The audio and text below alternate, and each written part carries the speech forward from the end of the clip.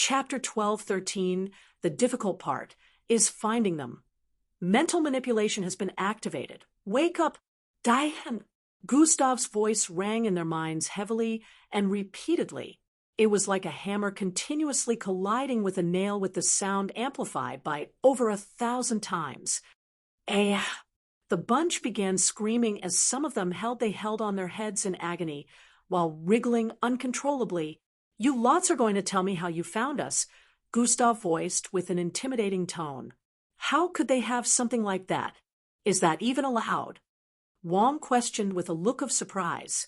Well, it isn't against the rules. It's just like how I have SJ here, Gustav replied as the sacred jewel appeared beside him. The bunch they had abducted confessed that a species known as the Ivdhar possessed an item that displayed the location of people they had bumped into irregardless of place and time. This was how they had located Earth candidates over and over again. What the Ivdhar group did was gather as many participants as they could find and convince them to join in the ambushing Earth. Now we can be sure that they will definitely find us again, Matilda said with a disturbed tone. How do they expect to gain from this? They haven't even attacked us directly? Glade questioned. Their plan is most likely to weaken us, using the forces of other participants, and then swoop in when we're out of energy. That way they will barely be any resistance from us, and they get what they want, Falco analyzed. We just have to destroy the item, and then we'll be fine for the next 24 hours. The likelihood of encountering any opposing participants after we destroy it will be very low, Timmy said with a look of contemplation. Destroying it is the easy part. The difficult part is finding them, Falco stated. Not so difficult, if we can get them to tell us, Timmy said while pointing at the participants who were bound on the ground. No one really knows their way around the fourth disc. It is way too large. They wouldn't be able to give us directions since they are also unaware of how to get back there, Gustav replied, while slightly shaking his head. What do we do? How do we find them? Matilda voiced with a concerning tone. I have a plan, but we'll need to let them get to us again, Gustav stated. Shouldn't be long then, Eldris voiced while turning to stare in a particular direction. Don't expend much of your energy during the coming battle, Gustav warned. That reminds me, how are they even able to gather so much forces from all across the fourth disc? Timmy questioned. Since everyone was aware of how large the fourth disc was, it didn't make sense that so many of them just happened to coincidentally find the Ivdhar group, who were offering the location of the planet group with the highest number of Viander eggs. I searched one of their memories and found out that the item also randomly sends out holographic messages all across the fourth disc, giving other participants directions on where to meet the Ivdhar group. They meet the Ivdhar group, agree to their ambush plan, and when a participant makes contact with the item, a kind of location pull appears in their minds that point them in the exact direction to head in. So they can find us, Gustav explained lengthily. That is not good, E muttered. This meant other stronger groups closer in proximity could definitely get the holographic messages soon, and also decide to join in the ambush. That is why we have to destroy it as soon as possible, Glade voiced. They're here, Gustav suddenly announced while leaping into the air. Thumb, a massive tank-shaped platform that happened to be descending from the sky, had casted a looming shadow over them in an instant. However, Gustav's figure had already ascended to meet it. Boom! A loud explosion rang out as waves of energy blasted across the sky. Heavy winds spread in every direction, causing the ground below to quake as the Earth participants found their hair swimming in the wind despite standing in place. Bam! Gustav landed back on his feet in the next moment. Go and stick together till I say it's time to leave, he announced before speeding off in a particular direction. The group wasted no time in chasing after him, while channeling their bloodline energies as well. This time the approaching numbers were nearly twice compared to before. Despite the figures, the Earth participants unwavering charged in, and another battle soon began. Bang, bang, boom. Gustav swept through a group of 7 at very quick pace, punching a hole through the attack of another species. You will do, Gustav thought as he evaded the swing of the opponent blade that left afterimages. Fulham Gustav ascended with incredible speed in the next instant. God Eyes has been activated. The moment he activated God Eyes and stared downwards, he passed an instruction. Open up a vortex, we're leaving. The battle was starting to get intense at this point, so everyone was busy dealing with a couple of enemies at the same time. Since Gustav knew it would be difficult for them to just stop with whatever opponents they were facing currently, he swooped down. Go now, Gustav yelled as he descended with immense speed. Energy discharge has been activated. His entire figure lit up with a red glow as he heavily landed in the midst of the oppositions. Boom! A red wave of energy detonated across the vicinity from his figure, sending forth intense destruction that spread across a range of 30,000 feet. Screams were heard all over the place as the oppositions had been taken by surprise. The ground caved in across multiple areas, causing a lot of them to fall in while others get blasted backwards by the powerful force. A couple of them sustained gracious injuries instantly, but a few still managed to tank the attack, receiving a little damage. Nevertheless, this had given the others time to leave, as they already disappeared through the vortex had created. Full whoosh, Gustav turned around and sped away very quickly, vanishing through the vortex had left open. The vortex closed up in the next moment, and Gustav stared at the others who were looking at him like he had just done something crazy. Up front, a long divide had been left on the icy ground, which happened to be from the residual energy of Gustav's blast. It had followed them in through EES vortex. Man, you could have charged someone with that, and they'd end up becoming difficult to locate during nighttime like me. Gestured at his black face. It's a good thing no one stood in front of the vortex after coming in. Eldris chuckled, and everyone began choking with laughter after a little while. Give us a warning next time, man, said while tapping Gustav's shoulder. I kinda did, but anyways I will be able to locate the item in a few. I just need one of them to head back to where the Ivtar are, Gustav said while his eyes emitted a scarlet and green glow. You mean the dudes you just turned to tar? Asked with a look of concern. I weakened the effect close to me, so they'll be fine, Gustav replied. Just as he said, the participants closer to him were barely affected. The energy discharge, most just grew more powerful the further it spread. What do we do now? Fildhor questioned. We wait, Gustav responded with a calm tone. Hiya. Slaughter them all. To hell with the vermins. In the dimension in between the fourth and fifth disc, a battle seemed to be ongoing as thousands of beasts chased after a group of ash-colored slimy individuals. It was more of a chase than a battle. The ash-colored gooey creatures seemed to be trying to escape due to the immense number of beasts chasing after them. How did it turn out like this, Captain? I thought you said, we will be fine this time. One of the gooey creatures, who was currently slimming his way across a rough, rocky surface, voiced with a tone of frustration. I don't understand how these creatures are aware of us. We can't get any eggs because of this, and the sudden alarm that goes off when we get close to the eggs. Captain's voice sounded more frustrated as they scurried away. The Diaperonians happened to be the ones getting chased currently. It turned out that the advice Gustav had given the chief of the Zergs was to use the Diaperonians as scapegoats for the Viander eggs that had been taken from here so far. The chief of the Zergs had gathered creatures together from all over, telling them about the beings that had been stealing their eggs. 62C5B29427089 add 975E. Follow current novels on Top Novelful.com. Chapter 1214. The chief of the Zergs had gathered creatures together from all over, telling them about the beings that had been stealing their eggs. The ones who already had their territories plundered were even more enraged, and wasted no time in joining the chief of the Zerg's course to eradicate the culprits the instant he proposed it. The others didn't want their eggs to be stolen, so they joined the course as well. And now there were over 50,000 creatures gunning for the Diaperonians. They had also received the blame for the eggs Gustav and the others had taken. Despite this, Gustav did something that gave off a loud warning the moment the Diaperonians were in close proximity with a viand or eggs. They would have successfully acquired a couple if it wasn't for this alarm. Whenever it went off, thousands upon thousands of the beasts would be on the Diaperonian's tail again. Things had gone exactly according to Gustav's plan, so he didn't need to bother himself about this place anymore. He only needed to be worried about the surface now.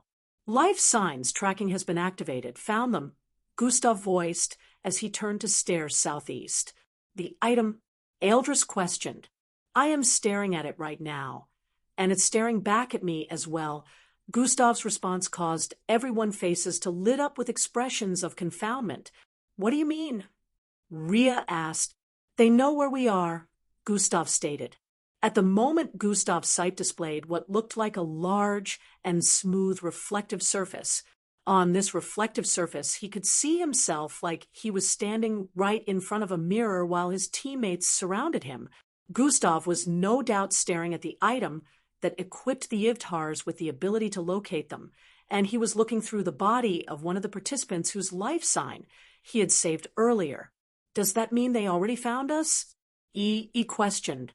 I can see every one of us through the eye of the item. So yes, they have found us, but none have gotten to us yet, as that will still take some time, Gustav responded. But it's all good, since I know their exact location right now. Gustav continued to stare southeast. Alpha D Alpha Eta Theta Nu Epsilon Theta M. Hold on. He stood right beside Gustav with his eyes closed as he stretched out both his hands. In the next few moments, he opened his eyes, which were gleaming with a bright violet colored, and made a swirling motion with both his hands. Zhyoyoyan, a large vortex opened up in front of them in the next instant. And Gustav didn't need to utter a word before the others understood where it led. We're leaving the instant it is destroyed. There will be no need to engage in any long battles, Gustav instructed as he stepped through the vortex.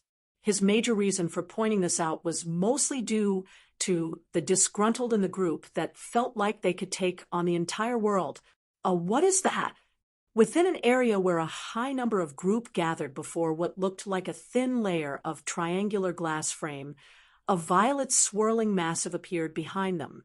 Is that a feature of the heaven gaze mirror? Some of them wondered out loud as they stared at it. The group who had bluish hair like wrappers surrounding their body which extended from their scalp had looks of confusion as they stared ahead. On the surface of the thin layer of glass was a footage that displayed a group of people walking through the exact violet swirling mass that had appeared here. No, that isn't. One of them was about stating when a purplish beam blasted forth from the vortex. Bang! It slammed heavily onto the thin layer of glass, which in turn got forcefully yanked into the air.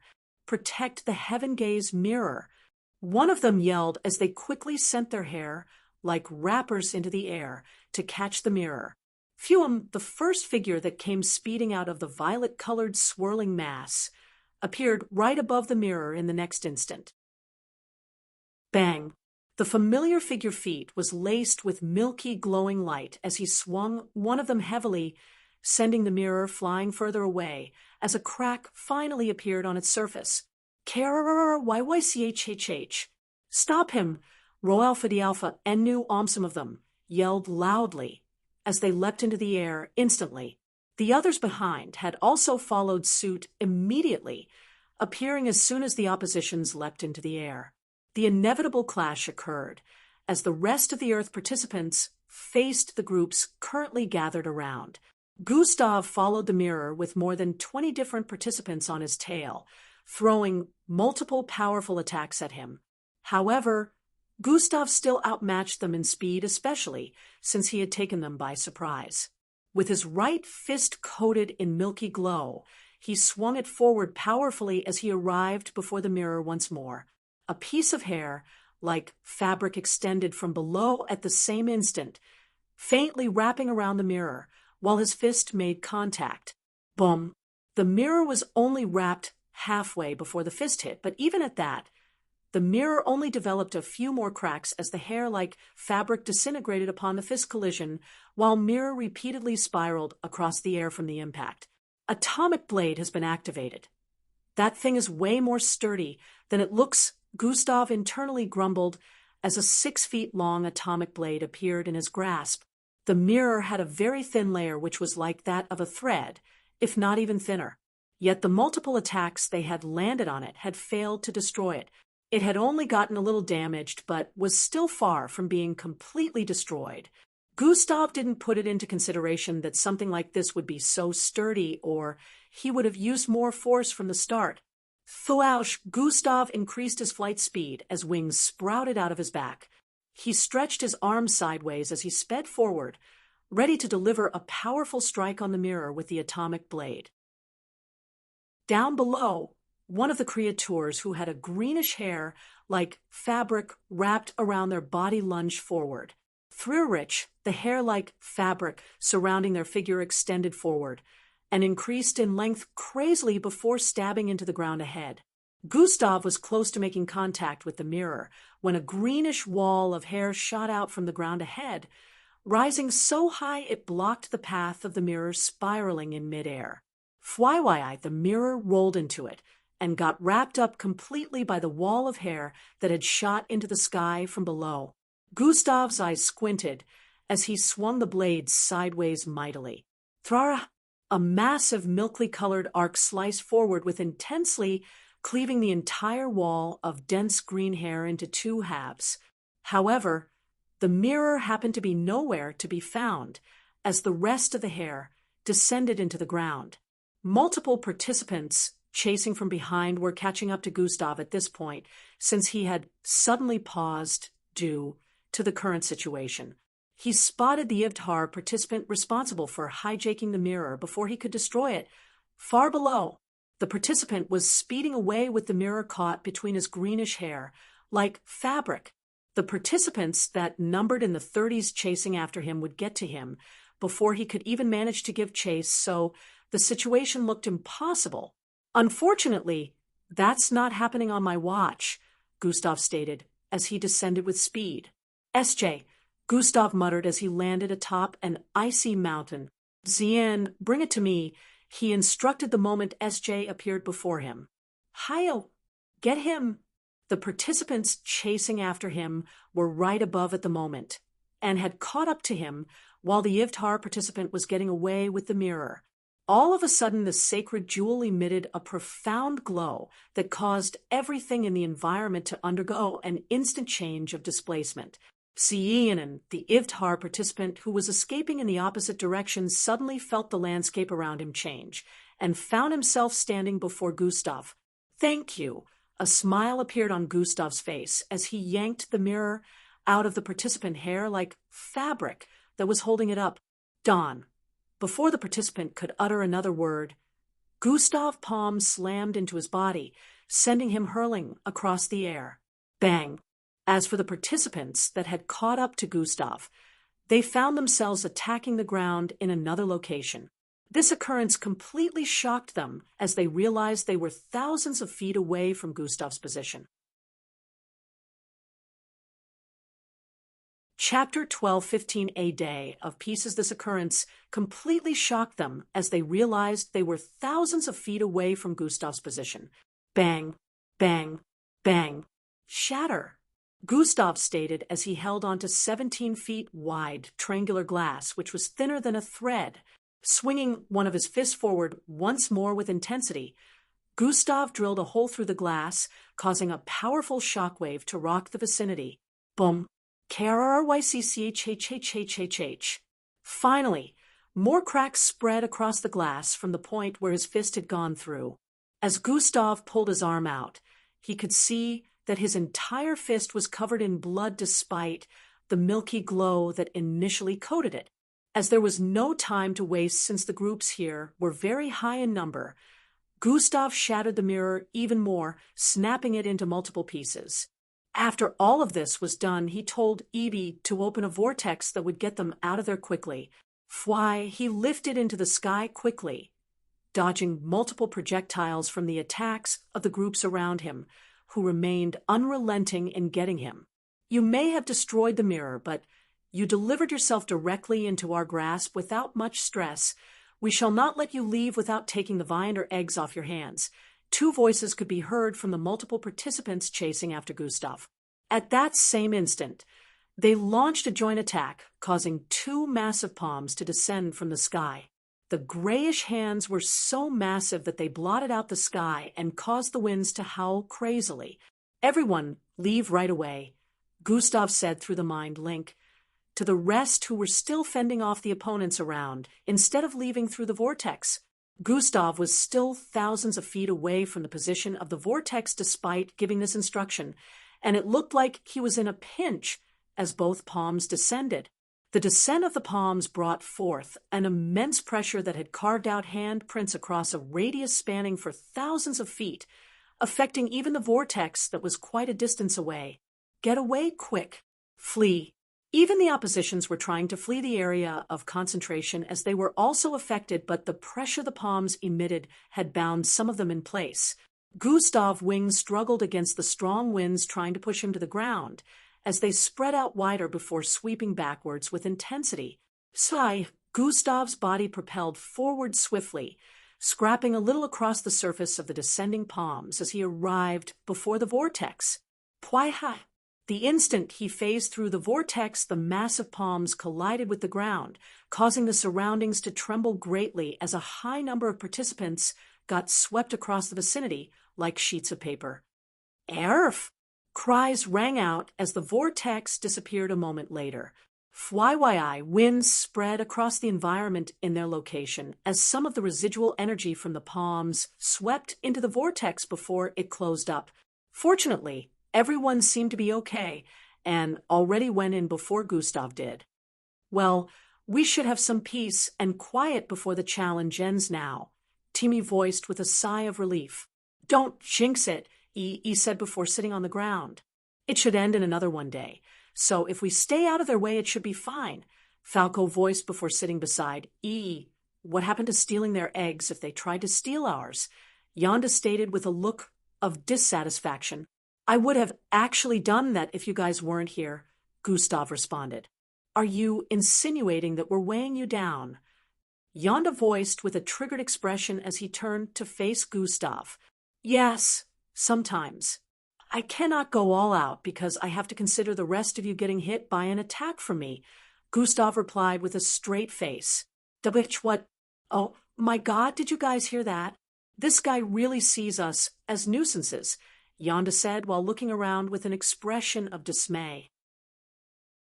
"Because teamwork is important, I chose what is THS best for the group to make sure there are no drawbacks," Gustav voiced once more.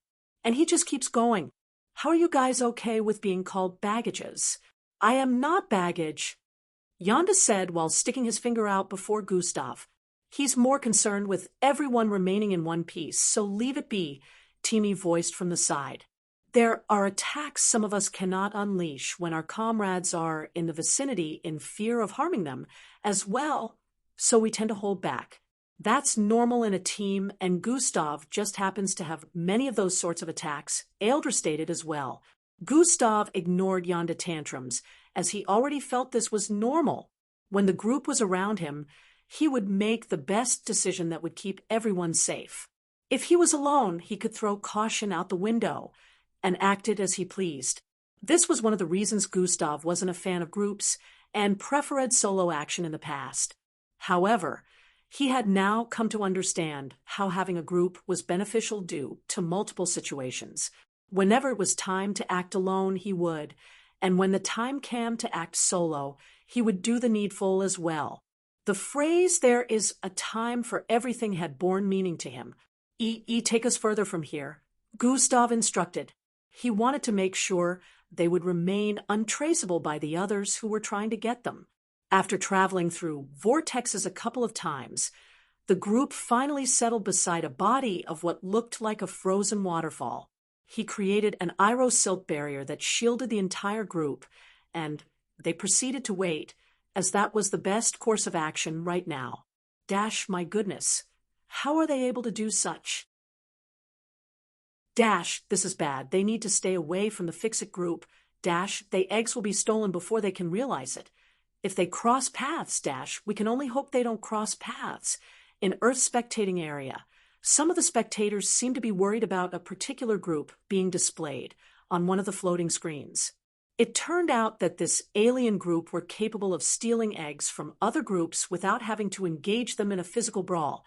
Other planets' spectating areas had worried expressions as well, since some of them had witnessed the same thing. Some of their candidates were already victims of the Fix-It group. The group were scouring the fourth disc to the best of their abilities, so as to cross path with any group they could find and obtain their egg.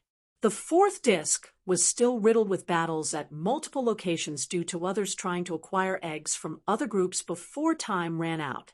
Whenever the Fix-It group came close to such places, they would acquire the eggs of everyone there if the groups battling were in possession of eggs. They didn't need to engage in the battle and would leave as quickly as they arrived. Earth spectators were hoping that this group would not come into contact with Earth's participants before the challenge ended. While this had a very low chance of happening, they were still worried that this group would end up acquiring more than the current number of eggs Earth participants had gathered so far. Boom, boom, boom. Explosions blasted all across the vicinity as a figure leapt from blade to blade, dodging their descent. High-ish, thousands of massive 30-feet-long blades were slicing across the air at very quick pace, spreading a layer of mist as they sizzled intensely. Upon contact with his feet, the massive blades shooting forward at the figure would combust, sending more blasts across the vicinity. As flames spread, consuming the figure within, the creatures chasing from behind had looks of relief only for their faces to lit up in disbelief again. The figure has leapt out of the flames unscathed as a milky glow covered his entirety. Maybe I should have stayed in, Gustav muttered as the 2 Viander eggs in his grasp disappeared into his storage device. 6 hours ago, around 7 hours should be left before the challenge ends, Gustav voiced within the covering of the Iros silk barrier. Yeah, we're really close. It will come to an end before we know it, Matilda voiced in response. I'm going out to steal eggs, Gustav stated while standing to his feet. What? Timmy voiced with a tone of confusion. We're okay with this many. I don't see the need to acquire more. Falco voiced as well. I feel uneasy. You guys stay in here. It would be better if I go alone, Gustav voiced while stepping forward. Let's exchange before I leave, Gustav said while handing a bluish button to Eldris. Eldris paused for a bit before nodding and handing Gustav a similar-looking bluish button. 62C5B2942708F9 add 975E. Follow current novels on top novelful.com. Chapter 12:16. Eldris paused for a bit before nodding and handing Gustav a similar-looking bluish button. All right, you guys stay here. I'm off. Thrira. A part of the Iros silk opened up, and Gustav sped out before anyone could retort again.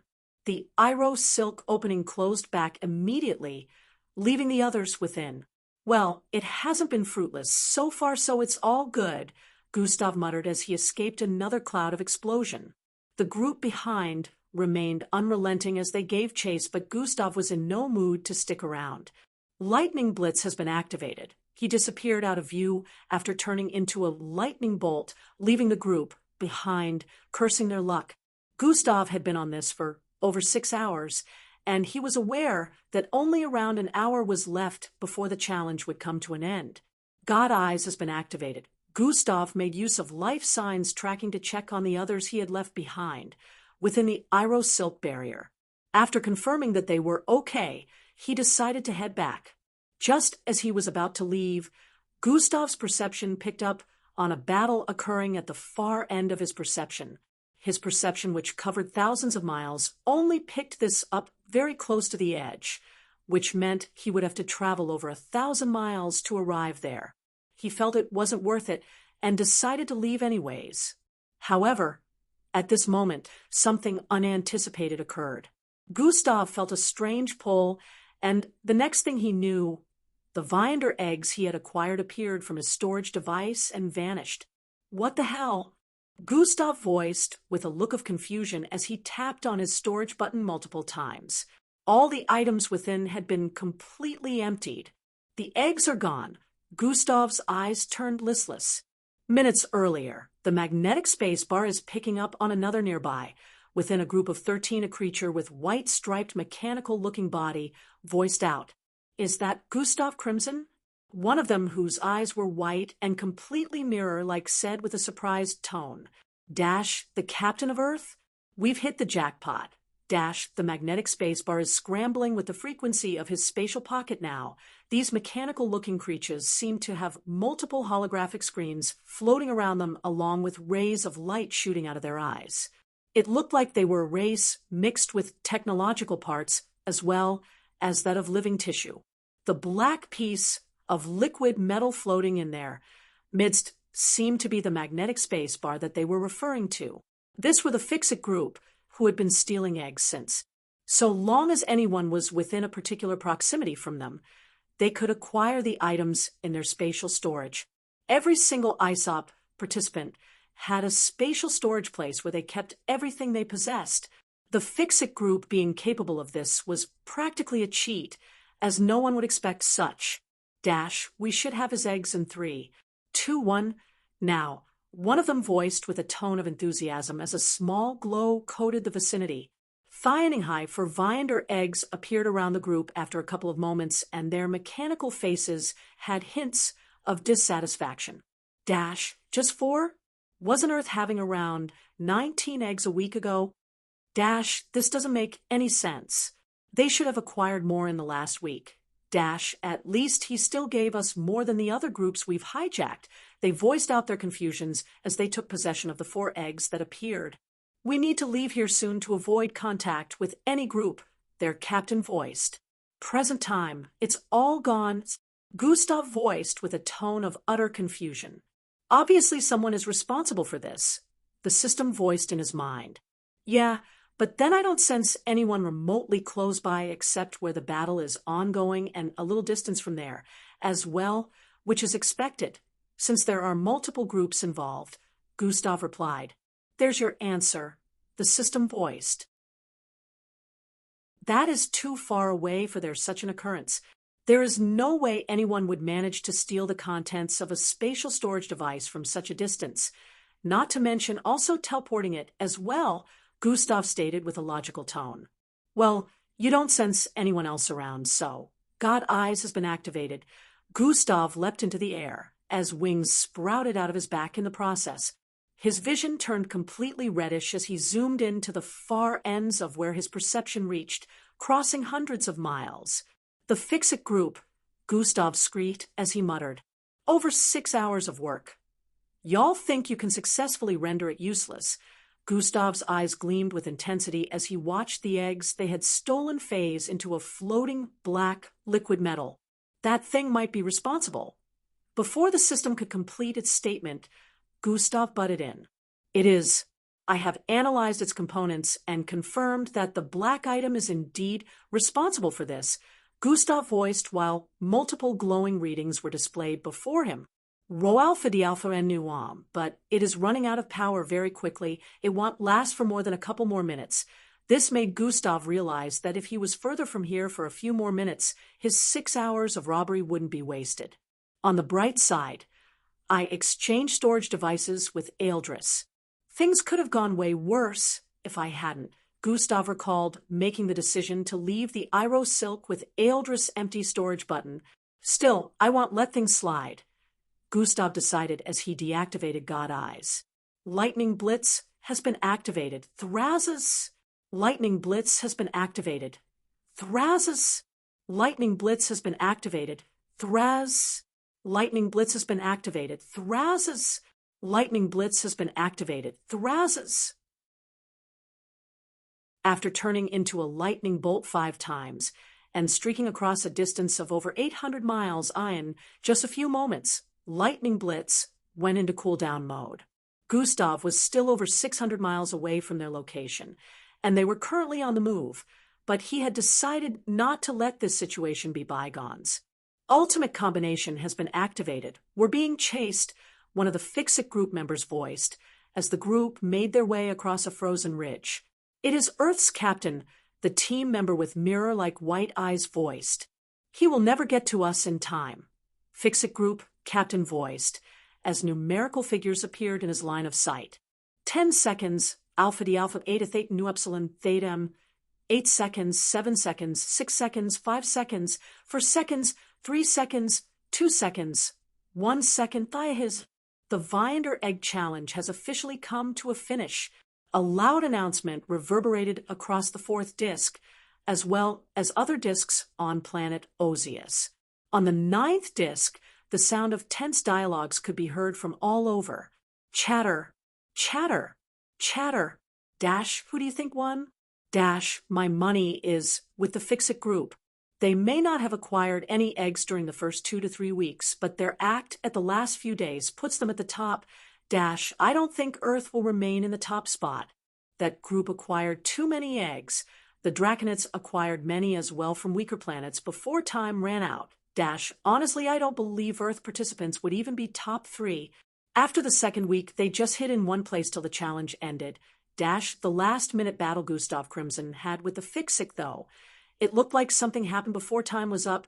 Speculations about who would win could be heard all across the ninth disk. And now Earth was not even considered to be the top spot anymore based on the last events that occurred on the fourth disk. Some of the spectators had witnessed a battle going down between Gustav and the Fix-It Group, who were speculated to be the first position, just before time ran out. Zing, zing, zing, zing, zing. Currently, ISOP participants were appearing on the podium in the midst of the arena in tens. They were all getting teleported out of the fourth disk. And as they arrived, they seemed to have brought an air of coldness with them. Finally, we're back here where the temperature is fairly normal, he voiced with a sigh of relief as he stood side by side with the others. Every group that had been battling before the challenge ended remained in place despite exuding an air of animosity. They couldn't attack each other anymore now that the challenge had ended, or it would lead to disqualification. Where have you been, Gus? Timmy questioned the moment Gustav appeared. There were cuts on his face, and his entire right arm happened to be charred. However, right before their very eyes, Gustav happened to be regenerating very quickly. Underneath his armpit area were 2 Viander eggs, which he held with a slight look of dissatisfaction despite being unbothered about his injuries. I ran into some trouble. Chapter 12, 17. Underneath his armpit area were 2 Viander eggs, which he held with a slight look of dissatisfaction despite being unbothered about his injuries. I ran into some trouble, Gustav voiced before turning to face Eldris. Eldris nodded and handed the storage button in his possession to Gustav. As Gustav made use of gravitational manipulation, the eggs in his grasp floated while he passed Eldris' storage button back to him as well. Zing, zing. The 2 Viander eggs vanished from sight at the same moment. All of Gustav's burns and cuts healed up completely. Alpha D Alpha Theta Theta Nu Epsilon Theta M. All captains are required to place the eggs they have acquired into any of the flaming cauldrons for proper calculation. Handler 1's voice reverberated across the entire vicinity as flaming cauldrons began rising from the ground at the corners of the arena.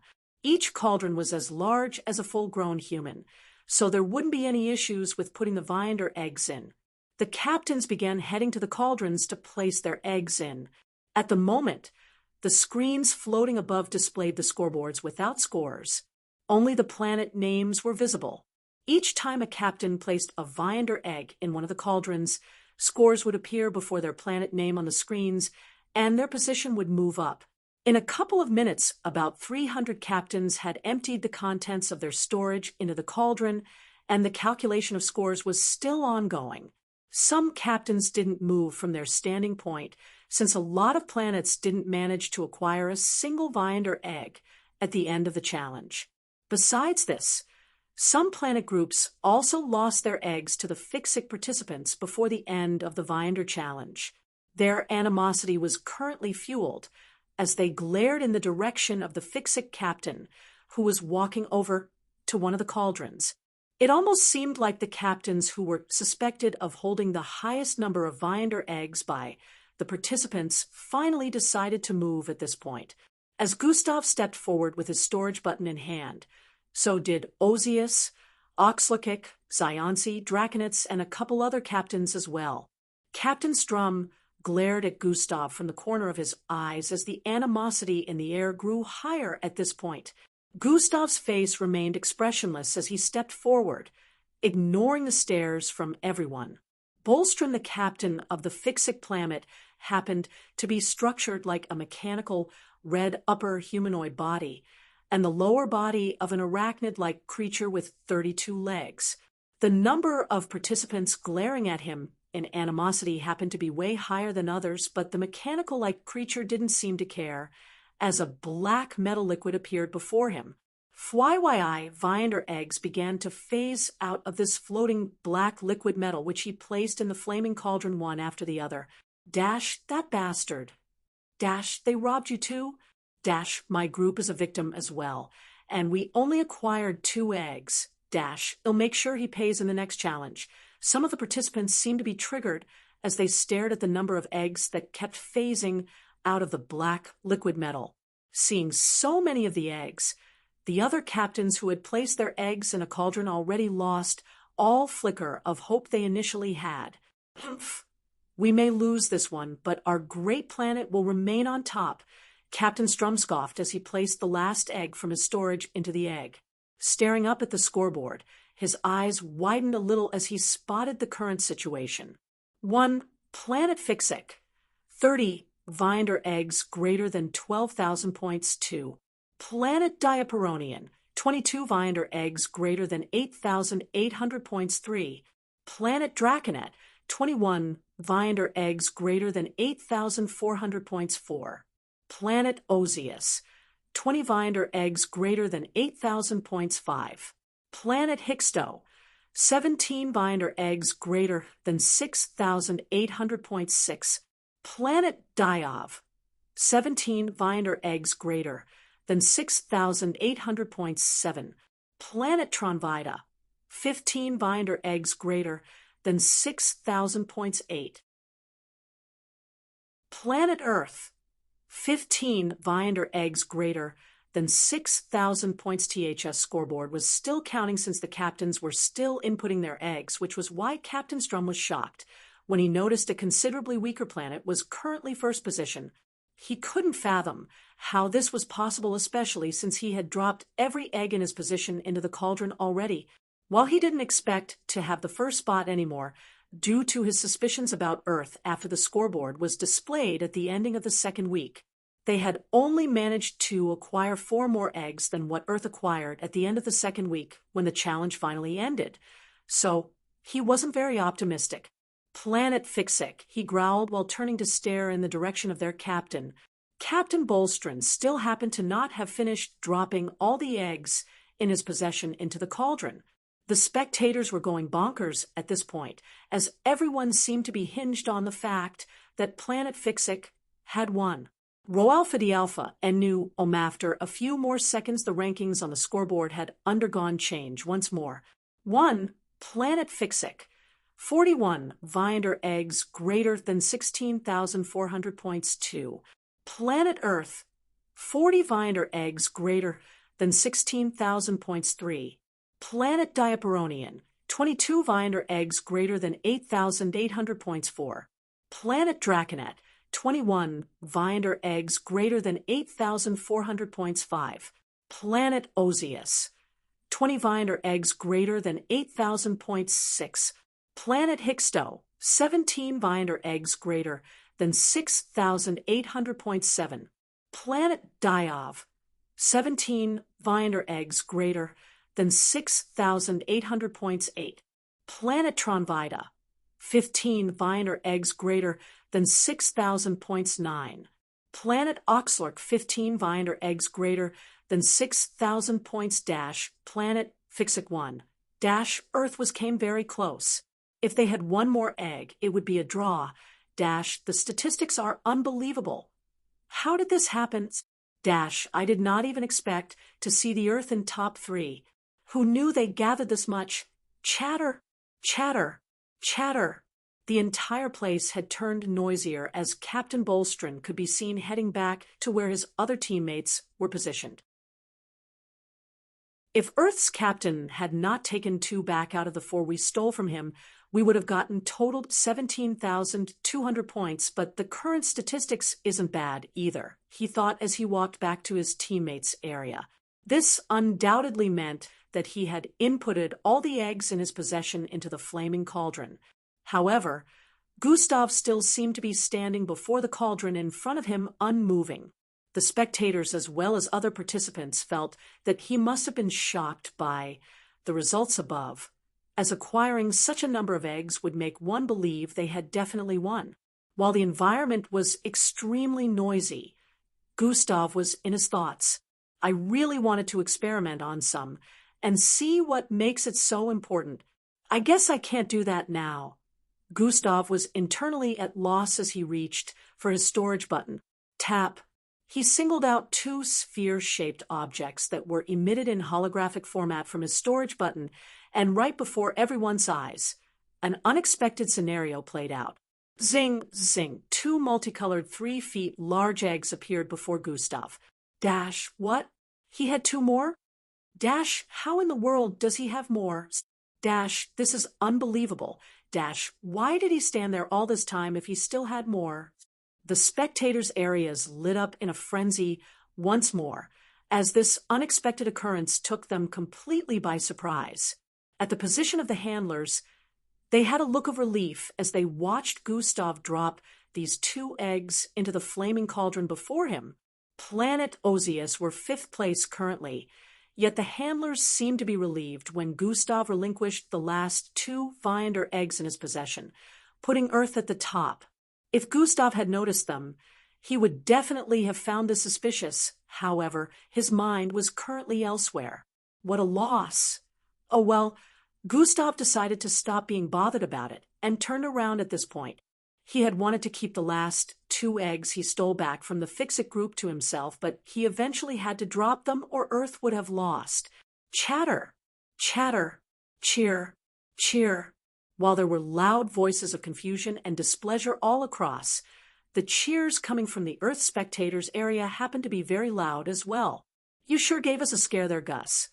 Looks like you were taking your time to cause this type of reaction. Everyone began voicing out one after the other upon Gustav's return. Yeah, I wanted to keep an egg for myself, but I guess I'll just have to let things be. Gustav shrugged as Earth completely became the center of attention at this point. This isn't possible? How? On Planet Fix-It area, they were plenty shocked as to how they still lost the first place despite how many groups they stole from. After a couple more minutes went by, the final result of the Viander Egg Challenge was on display for everyone to see. Chapter 12, 18 Confrontation. After a couple more minutes went by, the final result of the Viander Egg Challenge was on display for everyone to see. 1. Planet Earth, 42 Viander eggs greater than 16,800 points. 2. Planet Fix-It, 41 Viander eggs greater than 16,400 points. 3. Planet Diaperonian, 22 Viander eggs greater than 8,800 points. 4. Planet Draconet, 21 Viander eggs greater than 8,400 points. 5. Planet Ozius, 20 Viander eggs greater than 8,000 points. 6. Planet Hixto, 17 Viander eggs greater than 6,800 points. 7. Planet Diov, 17 Viander eggs greater than 6,800 points. 8. Planet Tronvita, 15 Viander eggs greater than 6,000 points. 9. Planet Oxlark, 15 Viander eggs greater than 6,000 points. 10. Planet Indulus Prime, 14 Viander eggs greater than 5,600 points. 11. Planet Triptes, 14 Viander eggs greater than 5,600 points. 12. Planet Gundabalt, 14 Viander eggs greater than 5,600 points. 13. Planet Cillian, 13 Viander eggs greater than 5,200 points 14. Planet Claxosate, 11 Viander eggs greater than 4,400 points 15. Planet Taurin, 11 Viander eggs greater than 4,400 points 16. Planet Cyrus, 11 Viander eggs greater than 4,400 points 17. Planet Osiris, 11 Viander eggs greater than 4,400 points 18. Planet Orion, 11 Viander eggs greater than 4,400 points 19. Planet Astambit, 10 Viander eggs greater than 4,000 points 20. Planet VA, 10 Viander eggs greater than 4,000 points 21. Planet Roidenstack, 10 Viander eggs greater than 4,000 points 22. Planet V #B, 9 Viander eggs greater than 3,600 points 23. Planet Kivendale, 9 Viander eggs greater than 3,600 points 24. Planet T429, 9 Viander eggs, 3,600. The final results displayed on the scoreboard undoubtedly solidified Earth's place as number 1 in the Egg Viander Challenge. The handler went on to congratulate the Earth's candidates for winning, ignoring loud chatters that reverberated across the vicinity. It had been a very long 3 weeks, and the handler went on to announce that there would be about 4 days of rest before the next major challenge. During this time frame, only sub-challenges would be ongoing, so the main team from every planetary group could recuperate. While the handler gave briefings, Gustav wondered if they were going to mention the other dimension in between the 4th and 5th disc. He eventually realized they weren't going to mention it. Neither were they going to say anything about the Diaperonians, who went in with 20 participants and came out with only 10. The Diaperonians weren't the only group that lost teammates during the Viander Egg Challenge. However, they were the only group that had purposely sacrificed their teammates. The other groups had lost teammates in accidents or dangerous situations. No one that lost their life did so due to another participant. Gustav figured that since the handlers were not going to say a word about this, then there was a high chance footage within the other dimension on the 4th disc was not displayed. He was right. The spectators, as well as every ISOP participant besides Earth, and the Diaperonians, no one was aware of the other dimension. I wonder why they decided to keep all of it a secret, Gustav thought. Well, I guess it's normal for every great planet to have a secret or two, or more than 2. The system responded internally. So long as they don't put anyone I care about in harm's way, it's fine.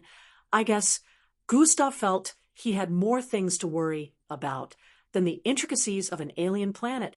He recalled he wouldn't have a moment of rest after ISOP ended because there was something he instantly had to do. If he could leave ISOP midway, he would, since he considered that more important, but as the captain, he couldn't just abandon everyone. Currently, Handler 1 was announcing that they were closing in on the mid-phase of ISOP, and it was finally time for the first round of disqualifications. The main scoreboard appeared on the floating screens above, displaying the points every planet had acquired since the start of the competition. The Earth has an allocation of 20,000 extra points after coming first in the Viander Egg Challenge. Planet Earth, 55,800 points. Planet Draconet, 34,400 points. Planet Osius, 31,000 points. Planet Indulus Prime, 27,600 points. Planet Triptes, 27,100 points. Planet Fixic, 25,400 points.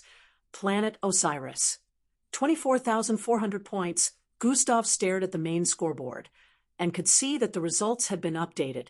Earth was initially 6th place overall with a score of 19,000 points. Now, with the combination of the points from the eggs gathered along with the bonus from being the first place in the latest challenge, they had given Planet Draconet quite the gap. Planet Fixic may have lost the first place in the Viander Egg Challenge, but they gained enough points to climb to 6th place from their initial 542nd position. The Viander Egg Challenge was said to be the challenge where the highest number of points can be gathered compared to other major challenges, and there was no doubt about that right now. The current scores would make it difficult for others to contend, but they still had hope due to the fact that not even 50% of ISOP challenges had been scaled yet. Teams that have acquired lower than 5,000 points will now be disqualified, Handle One announced, as everyone placed their focus on the bottom parts of the rankings. There were still close to 3,000 participants' planets at this point, but now that it was time for disqualification, over 900 planets didn't make the cut. At number 1927, planet Vorisha was the last with the 5,000 points required. Every other number after had less than 5,000 points. Zing, zing, zing, zing. Groups began to disappear one after the other from the middle of the arena. This obviously marked the disqualification of weaker and less remarkable planetary groups, leaving the other nearly 2,000 planetary groups remaining. While the number had whittled down by a lot, there were still many groups left. I'm guessing the next disqualification round will happen after the next 2 major challenges, Gustav said out loud. So long as our points are high, we should be fine, right? Timmy questioned from the side. It depends on what the next requirement is placed upon. This time it is points, but it might be something else next time, Gustav responded with a dismissive tone, so as not to make anyone worry. I feel like I've been getting really nefarious glares, Glade voiced from the side. That's normal. We're first position, remember? Timmy stated from the side. It feels different from that, Glade added with a slightly creased eyebrows. You're just overthinking, Falco chimed in. Everyone felt this was the usual since they had all engaged in battle with a couple of participants who were still here. Handler One mentioned a few more things before finally dispersing the crowd as he officially announced once more that the Viander Egg Challenge had ended. The participants began to make their way out of middle of the arena at this point, when suddenly Gustav's path was blocked by a figure with multiple limbs and star-shaped patterns all across his body. We have unfinished business, Captain Strum stated as he emitted an outburst of energy. Whoosh, blaring winds blasted across the vicinity, as dust was stirred up as well. Oh! The participants in the vicinity instantly moved aside to avoid getting caught in as they spectated. The official spectators in the spectators' corners all paused as well. SSS-1. Planet Earth.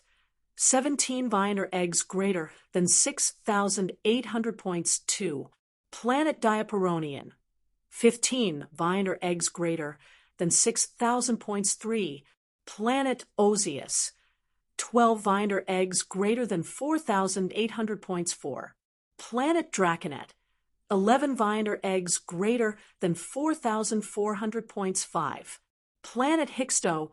10 Viander eggs greater than 4,000 points 6. Planet Diov. 10 Viander eggs greater than 4,000 points 7. Planet Indulus Prime. 10 Viander eggs greater than 4,000 points 8. Planet Triptes. 10 Viander eggs greater than 4,000 points 9. Planet Gundabalt. 9 Viander eggs greater than 3,600 points 10. Planet Zillion. 8 Viander eggs greater than 3,200 points 11. Planet Claxosape. 7 Viander eggs greater than 2,800 points 12. Planet Oxlark. 7 Viander eggs greater than 2,800 points 13. Planet Cyrus. 7 Viander eggs greater than 2,800 points 14. Planet Osiris. 7 Viander eggs greater than 2,800 points 15. Planet Orion. 7 Viander eggs greater than 2,800 points 16. Planet Astambid. 7 Viander eggs greater than 2,800 points 17. Planet VA. 6 Viander eggs greater than 2,400 points 18.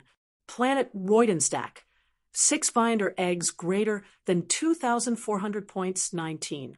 Planet V hashtag B. 6 Viander eggs greater than 2,400 points 20. Planet Kivendale. 6 Viander eggs greater than 2,400 points 21. Planet T4 29. 6 Viander eggs 2,400. Gustav reappeared before a flaming frosted tree in the next instant. Up ahead, he could spot another familiar-looking cave. This was one he already looted, so he didn't bother going in. Instead, he turned to another direction before heading forward. Since these flaming trees that don't get consumed signify checkpoints for areas with caves possessing the same colors of eggs, there's no point in checking the other caves. Gustav was well aware that he would find the same eggs colors he got from this cave earlier, which was still in his possession. He needed other colors, so he had to leave this area. Phew! Gustav leapt into the air and disappeared from sight in the next instant. That is exactly why I have come here. The leaders of the Alliance need to be warned. Within the seating area of Earth spectators, Miss Amy voiced out. Are you sure? For such a claim, proof is needed, or no one would be willing to take your word for it, Grand Commander Cheyenne responded. 62C5B29427085 add 975E. Follow current novels on Top Novelful.com. Chapter 1219 Reunion with an Old Friend. Oh, but then, wouldn't it be delusional to think you could win against an opponent that is clearly more powerful than you are? Wong had an expression of confusion as he questioned, if the disparity in strength is immense, then yes, but if not, then there is definitely a chance of winning. Loss or win in a battle cannot be decided by strength alone.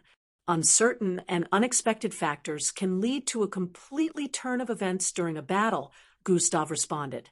Do you think you could defeat him? Wong asked. A smile appeared on Gustav's face after hearing this question. I guess we'll find out soon enough. The group also followed side by side with Gustav as they headed towards their accommodation area. As the participants witnessing the initial events by the side dispersed, two figures with transparent skin, green-eyed, and white radish-shaped head glared in the direction of the Earth participants leaving.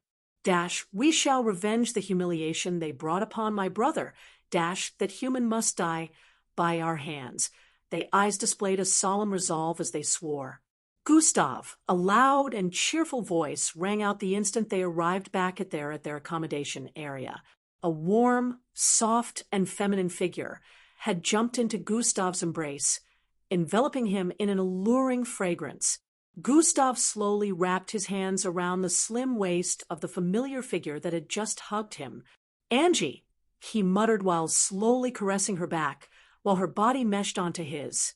The tip of her short horns poked his chest area, but he was unbothered by that as he held her tightly in his embrace for a couple of moments.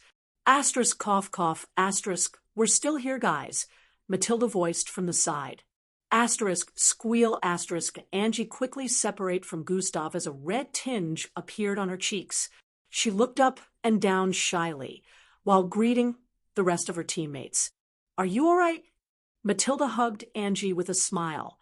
Oh, did you get larger?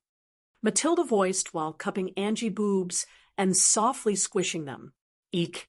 New. Angie scurried away like a flustered chicken while Gustav shifted his gaze. You had us pretty worried when you passed out, Falco voiced from the side. I just used something I wasn't supposed to, Angie replied. We're glad you're all right, or homeboy here would have gone back to being grumpy and cold, he stated from the side, as well while pointing at Gustav. The group laughed while Gustav ignored their taunts, taking his seat at the corner. The group seemed relieved that Angie was back. She was no doubt a valuable asset to the team, as well as someone who was cared about by all.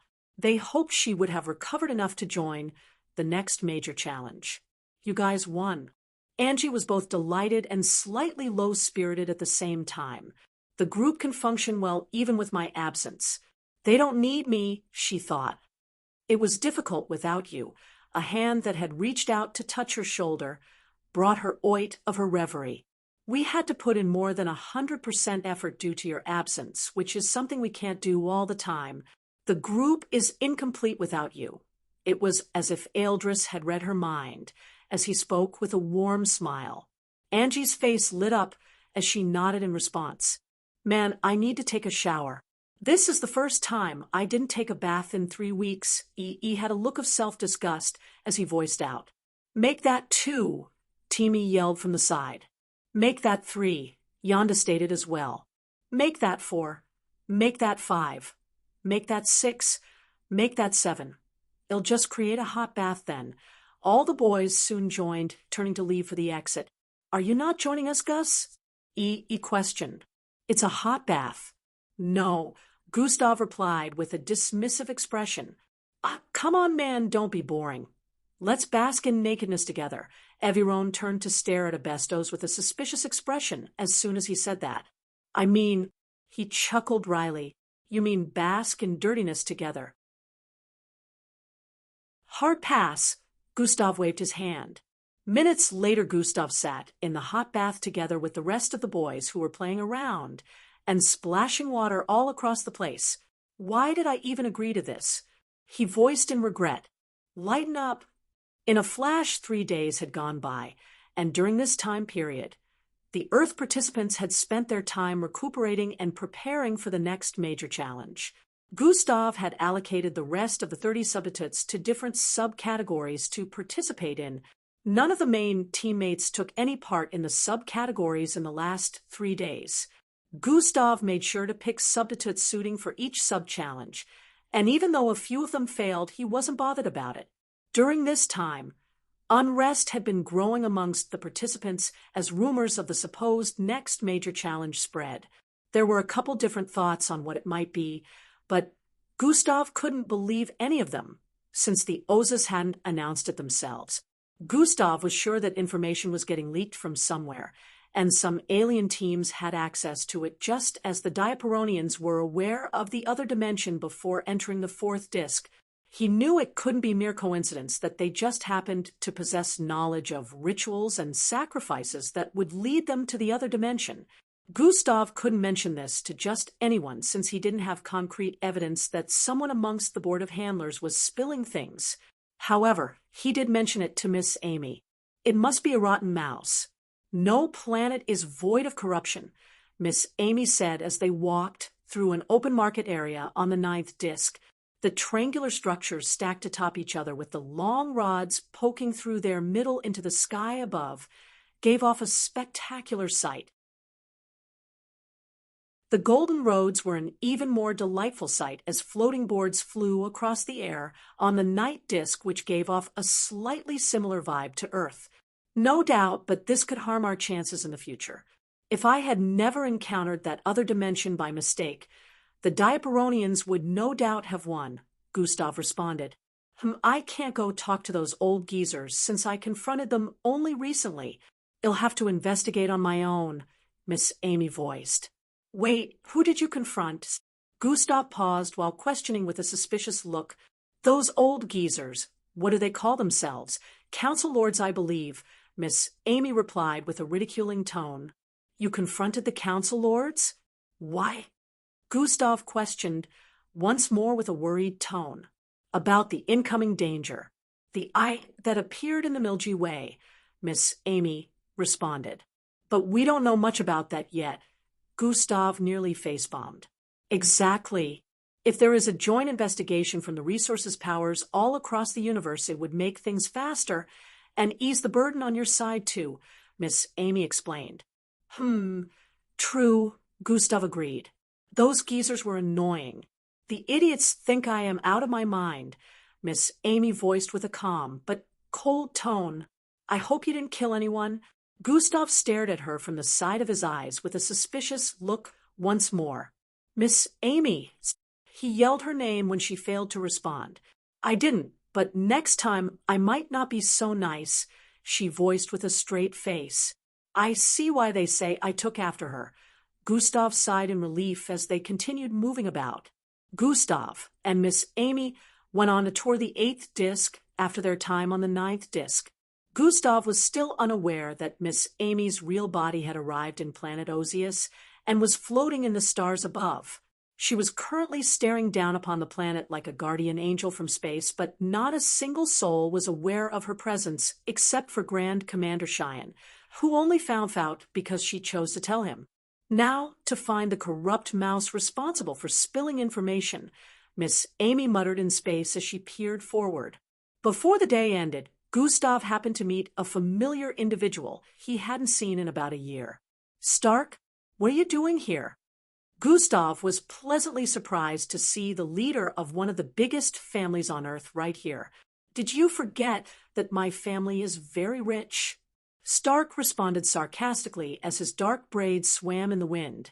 "You're late. I didn't think they'd let anyone join the spectators at this time," Gustav said with a light chuckle. "Yeah, there was a lot going on back home which caused my lateness, but let me not bore you with the details," Stark voiced with a strong tone. 62C5B29427008F9 add 975E. Follow current novels on Top Novelful.com. Chapter 1220. Yeah, there was a lot going on back home which caused my lateness, but let me not bore you with the details, Stark voiced with a strong tone. Something about him has changed, Gustav thought. How has taking on the responsibility of the family had been treating you? Gustav questioned. Well, it for sure isn't easy, but somehow I made it work. Stark had a slight change in expression that Gustav caught for a second before it went away. You've gotten way stronger since the last time I saw you, Stark voiced with a tone of astonishment. So have you? You're an alpha now, Gustav said with a surprised expression as he finally sensed Stark's bloodline rank. It's the emblem. I'm not a true alpha. Stark responded quickly while waving his hand to dismiss the misconception. Are you just saying that to make you look weaker than you are? Gustav eyed knitted as he voiced out. No, it's true, haha, I am not really an alpha. It's the emblem fooling you. I'm not actually supposed to tell anyone that. Stark started off with a laughter before turning into a whispering at the end of the sentence. But no doubt I can sense that you have really increased JN strength. Gustav decided to take his word for it, but was also sure Stark had increased in strength. Well, I can do the three-headed draconic transformation now, Stark revealed, as they moved around. Congratulations on that. You should be able to rule much easier, Gustav voiced in response. I guess. Thank you once again for your help back then. You really saved my life in more ways than one, Stark said with a smile. I was just doing my job, Gustav nodded. Speaking of job, do your guards need to keep following us? I doubt you're in any form of danger around here, Gustav added while squinting his eyes. Ha ha ha, I knew you would be able to sense them. Stark laughed lightly as he turned to the side. Viltru, ask him. Stark called out. There, Thry. Two figures clad in robe-like outfits appeared beside Stark in the next instant. Family head, they both voiced out simultaneously. He was aware of you guys' presence, Stark chucked. That is quite remarkable, Officer Crimson, Viltru voiced with a tone of astonishment. Gustav didn't even know how to respond to that. He had noticed them since the start, so he didn't even find it remotely remarkable since it felt normal to him. There's no need to keep following me everywhere in disguise. I'm not in any danger, Stark voiced out. We cannot comply with that. Family head, we have to remain at close proximity at all times, Viltru stated while the other guard nodded. Stark shrugged in defeat as he stared back at Gustav. Follow me back to our accommodation quarters, Gustav voiced before leaping into the air. FYI, wings sprouted out of his back, and a loud flap reverberated across the vicinity. You're on! A smile appeared on Stark's face as his skin turned smooth and shiny. Golden scales appeared all over his body as he increased immensely in size while massive wings spread forth from his back. In a couple of moments, he had completely transformed into a nearly 30 feet large draconic figure with 3 heads, 16 horns, and blazing yellowish eyes. A powerful aura spread forth from his being across the vicinity, attracting the attention of everyone in the area as he flapped his wings. Fuhumsh! Stark figure instantly ascended into the sky, disappearing into the distance as powerful winds blasted across the vicinity. He caught up with Gustav in barely a few moments. You're still slower than me. His deep and menacing voice was heard along with a light chuckle. I let you catch up, Gustav responded from the side. Then by all means go all out. Stark kicked his draconic feet in midair like an excited little child as he spoke. We're here, Gustav voiced before pausing his flight in midair. Oh, that was short, Stark responded as he quickly made a turn in midair after flying past the structure below. Within an unknown accommodation area, a group of 5 could be seen having a meeting of sorts. They all had similar body features: transparent skins, green eyes, and an oddly shaped reddish-like head. One of the members within the gathering seemed to be currently speaking. She humiliated my brother. He is still recovering and cannot join us for the next major challenge. Even after Aesop is over, this humiliation will follow him for the rest of his days. Everyone witnessed what he became after that earthling used her power on him. They witnessed his utter nakedness and the form he would take in old age. His tafaka out on display. He will never be the same. Never. The person speaking happened to be seething with rage. And that is why she must pay, he added.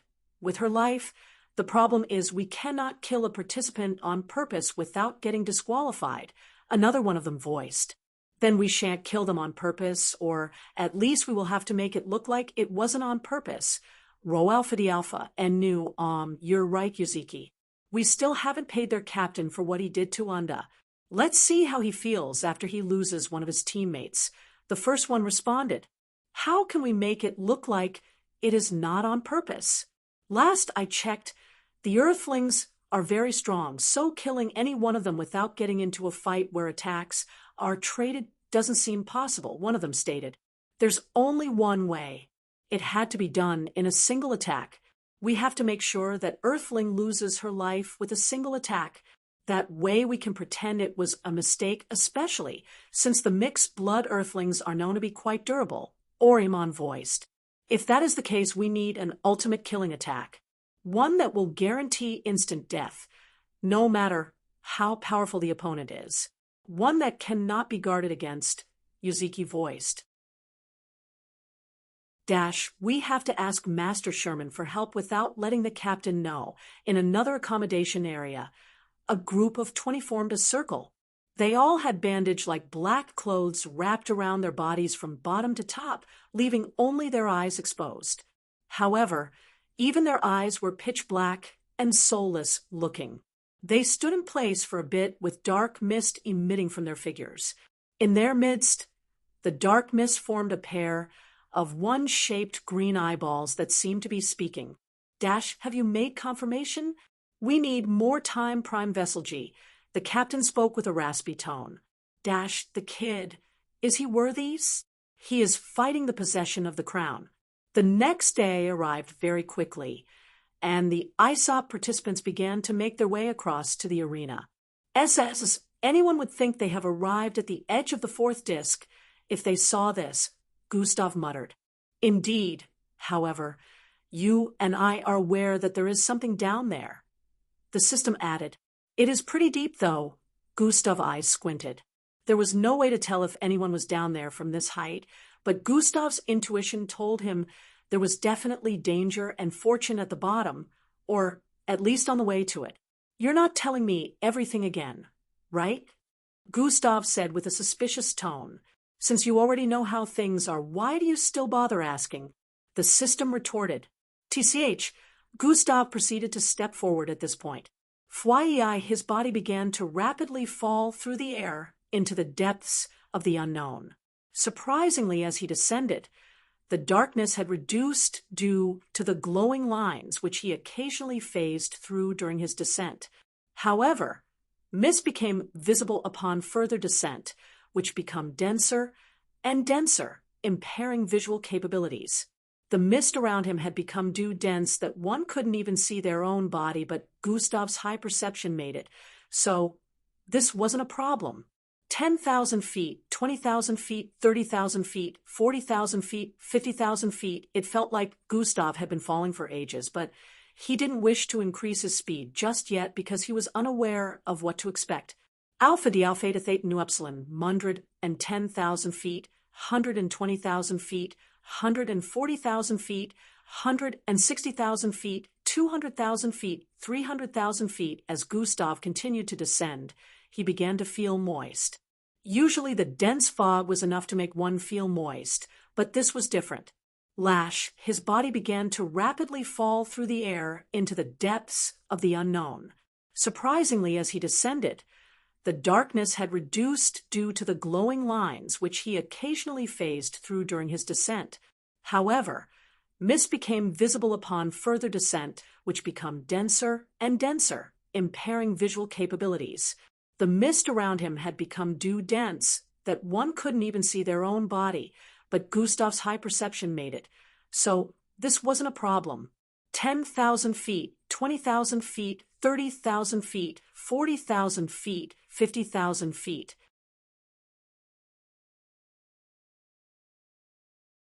Chapter 12:21. Beast Haven Survival Challenges. Upon Handler 1 appearance, the arena quietened.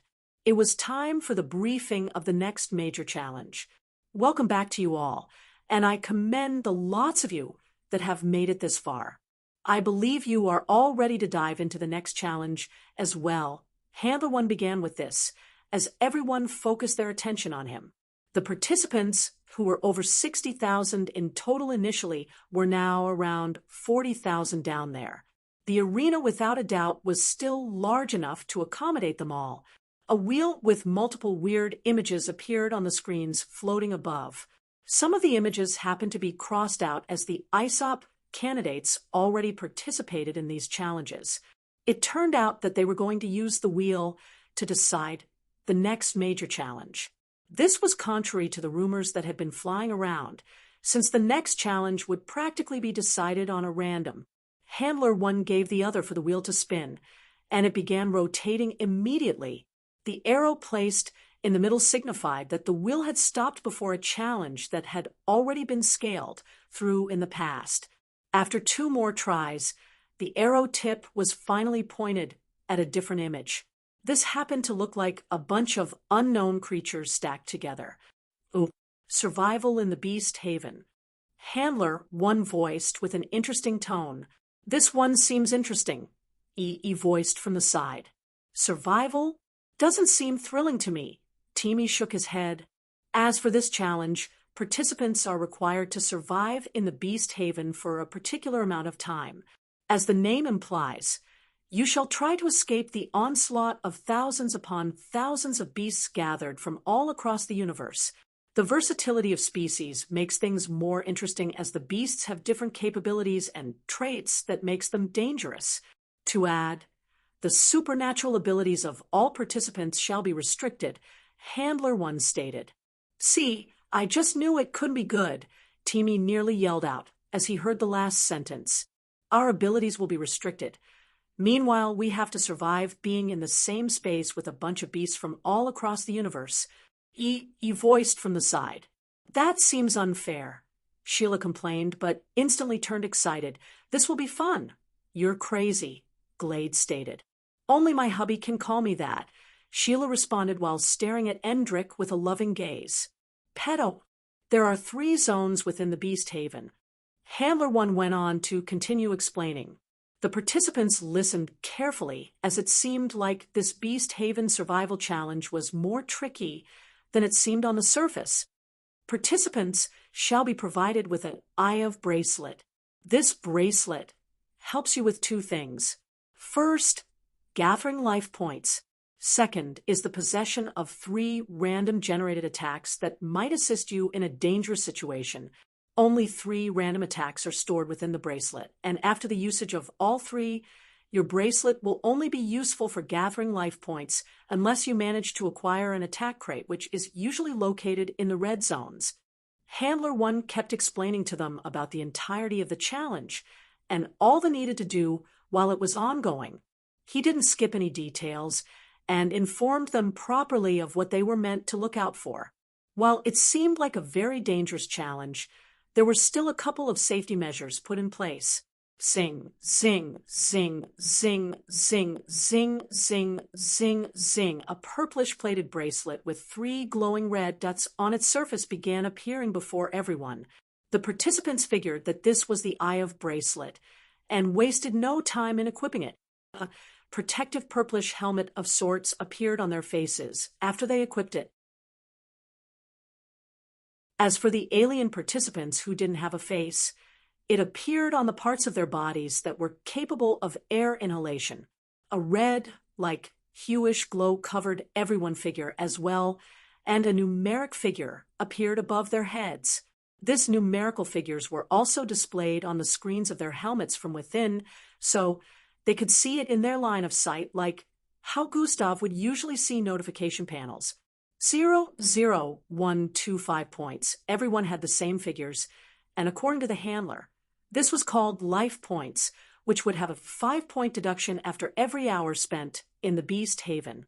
If all points were deducted before the challenge came to an end, it automatically meant disqualification. Handler 1 also happened to mention that attacks from the beasts caused deduction in life points, so, of course, the participants had to be careful. Handler 1 explained a few more things to the participants before officially announcing that the challenge would begin in 30 seconds. "Is there a plan, Captain?" Shirama questioned from the side. "I have a couple, but let's go with the safest, which includes using our limited attacks in moderation."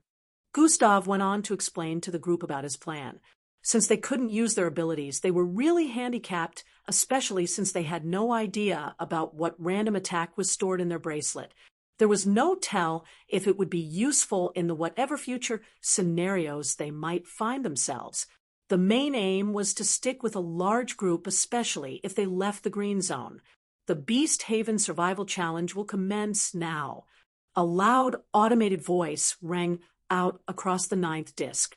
In the next instant, the participants were teleported out of the arena. They reappeared on a particular location on the 6th disc afterwards.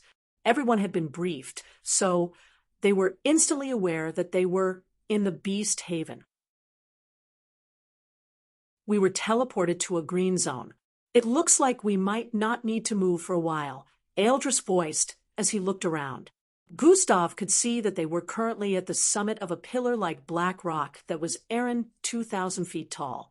The top of this rock was circular but covered a small radius of around 300 feet. The summit emitted a green light from the ground, which obviously meant they were in a green zone.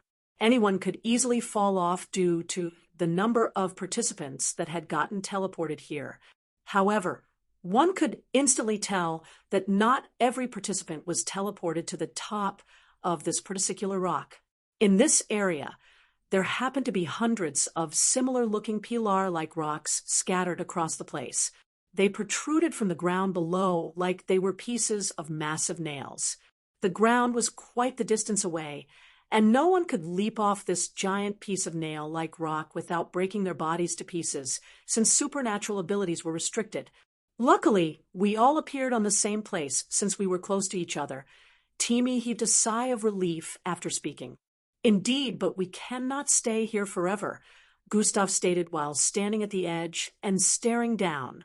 The ground below was rough but void of any creatures, as one would expect. One couldn't see into the distance, so it was hard to tell what lay beyond. It was really a long way down, and without abilities, they'd have to climb down carefully or they'd fall to their death. Based on the briefings, even though this was a green zone, they had limited time here. There were 3 types of zones in total. The green zones happened to be areas where the beasts couldn't get to no matter what. They were completely safe. The yellow zones was where they could head to gather life points. The Beast Haven was not conducive for any living creature, but the beasts within were all immune to the toxic nature of the environment. No other living creature would be able to bear it no matter how powerful they were. The bracelet gave them enough protection with the helmet and the life points, which would dwindle with time if they didn't try to renew it. The green zones made sure that the participants were safe, but they really couldn't stay there forever, since they were bound to run out of life points. Despite Gustav being immune to any toxin, the bracelet would still dwindle in life points, since its sole purpose is to stop any toxin in the vicinity from coming close to a participant. So long as it was functional, Gustav would have to participate in this challenge normally. As for the red zones, It went without us saying that places like that were filled with the beastly creatures they were supposed to avoid. The yellow zones were not safe from the beasts, but the red zone were hellish areas. The red zones were only useful for one thing: restocking attacks in the bracelet. Participant had 3 one-time use attacks. However, in the red zones, there were restocking crates that would help renew the attacks after they have been used.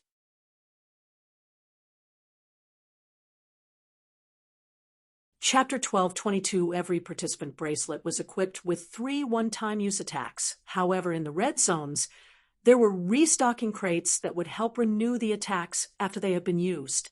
The participants had crossed out the idea of ever going to a red zone because they deemed it too dangerous, so everyone threw thoughts of restocking to the backs of their minds. Gustav could feel the restriction of his abilities as he stood in place, but he didn't try to fight against it. The system abilities, on the other hand, couldn't be restricted in the slightest, so he instructed the system to restrict itself. Gustav didn't see the need to cheat, neither did he feel it was smart to do so, considering the footage of their time spent in the Beast Haven was being broadcasted across the planets under the Alliance. One would easily be able to tell if supernatural abilities were used. Unlike the Bloven Tree Challenge, where usual physical strength was allowed due to the weight of the trees, this time even supernatural physical strength had been dampened. It went without us saying that some would still be stronger than others physically, but nevertheless, no one was capable of performing any unsual feats with their current physical capability. 71, 55, 27, the timer could be spotted in the eastern skies, which of course was quite darkened. The entire sky was dimly lit, which also made visibility on the 6th disk very low. It was said to always be like this. Gwr! A loud roar suddenly rang out from the northwest area downwards. This drew the attention of everyone, who instantly turned to stare in that direction. We should be safe here, right? Matilda voiced with a wary tone. That's what the handlers said, so I believe we are, Timmy replied from the side. Alpha Dialpha Nu Epsilon Thurum. A giant rectangular-shaped, monstrous-looking face suddenly appeared before her across a few centimeters away from the ledge. Kai-ar! Matilda screamed in terror as she fell backwards and quickly crawled away from the ledge. The other participants close to the ledge instantly moved away from it, as well upon the sighting of this creature. It had appeared so suddenly that everyone had been completely startled due to their slower reaction speed after getting restricted. Gustav could tell what exactly happened, even though he was restricted just like the others. This creature had green, rough, patchy-like skin, rectangular head with a massive yellow eye that covered a third of its head, and red like glowing strains extending from its eyeball to its entire lizard-like body. Its 20-feet-long tail, which had spikes covering its entirety, was currently extended above the creature's head, rotating with intense speed that allowed the creature to levitate in front of the ledge. The creature was currently like a chopper with its tail rotating like a blade, which was obviously responsible for its ability to fly. The creature had flown from the distance below to the top of this rock at a speed Gustav wouldn't have considered incredible if he had his supernatural abilities. Gustav remained in place, standing before the ledge as he inspected the creature, while the beast also tilted its head sideways. It almost looked like they were checking each other out. This will be troublesome, a flying beast. If there are more like this, it would make things even more difficult, Gustav thought. Bang! The creature suddenly swiped its claws forward in a bid to decapitate Gustav when a green wall of light stopped the attack. Bang! The force of impact was redirected at the creature, who ended up getting blasted across the air, with 3 claw marks appearing on its body. Key! The creature shrieked before its rotating tail tilted in a direction, and it flew off. Do you recognize that creature? Falco questioned after it had flown away. Unfortunately, I do not. Gustav shook his head. This was to be expected, since the beasts here were said to have been gathered from all across the universe. Gustav not having any information on one or more of them would absolutely be normal, Rho Alpha D Alpha N Nu what do we even avoid a creature that has flight abilities? Fildhor questioned from the side. We'll have to be careful when leaving the green zone, Gustav stated while bringing up the map of the Beast Haven with his bracelet. The terrain is what matters. We have to pick rough routes that lead to the yellow zone. Routes that make hiding possible just in case we encounter any of these beasts, Gustav added while staring at the map, which had green, red, and yellow spots. Heaven-piercing rocks, the name of their current location, was displayed on the map, and they could see how much ground it covered. Gustav proceeded to reiterate the plan, as he explained why some terrains will be favorable for passage than others. But it's faster to go this way. It would take around 2 hours of hiking to go back and forth with this one. The passage you're suggesting will take us at least 5 hours, Yonda voiced. It is safer. We will have more spots to hide. So as to avoid detection, Gustav stated. Gustav was loud enough while concocting this plan for everyone around to hear, but at certain times he would speak very low, restricting the others around from knowing his full plans. There were about 400 participants on this heaven-piercing rock in particular, but a couple of groups were incomplete since they were close to the ledge upon arrival here. It would seem their teammates had been teleported elsewhere. Can we join? This question was what Gustav had been waiting for this entire time. He hid a smirk while turning around. Why would we want to help anyone besides ourselves? It is a survival match, and I don't intend for my group to lose, Gustav voiced with a tone of disinterest. It's a survival match, but it doesn't matter if more than a single group remains after the timer counts down completely. We will all just receive points. The reddish 5-foot-tall leaf-like figure spoke with a logical tone. It turned out only himself and 2 more of its teammates were on this platform currently. Then if you wish for me to agree, you must surrender one of your 3 attacks as contribution to the team. You can use the other 2 as you will, but whenever I demand for you to make use of one, you must do as I ask, Gustav demanded with a serious expression. The 3 reddish leaf-like creatures went silent for a bit before moving aside to chat privately for some time. We agree, but you must ensure that we will all move in one accord. The first reddish leaf-like creature who spoke voiced out once more. Not a problem, Gustav agreed. After this, a couple more participants asked to join as well, and Gustav gave them the same offer. In a couple of minutes, the group had grown from 20 to 53. More bodies to be sacrificed if push comes to shove. Things were going exactly as Gustav had planned, unbeknownst to everyone. Some of the teammates were not stoked about having others join them, but Gustav was the captain after all. His decision was ultimate. 4 hours, 20 minutes of traveling back and forth.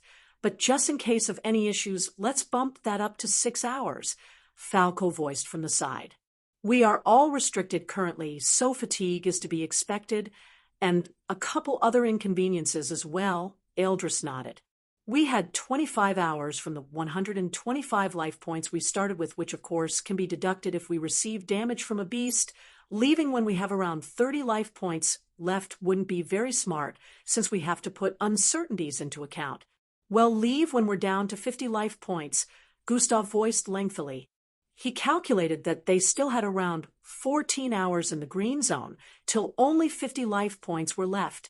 The others agreed with Gustav's thought process, and they all made a conscious decision to rest in the meantime, while preparing their mental state. Time went by very quickly, and before everyone knew it, close to 15 hours had gone by already. 57. 123. At this time, not a single participant had been disqualified. Everyone was teleported to a green zone upon arrival here, so this was to be expected. It didn't seem like anyone had left the green zone yet, but that was about to change. It's time to go, guys, Gustav voiced as he stood to his feet. What if those creatures can see us right now?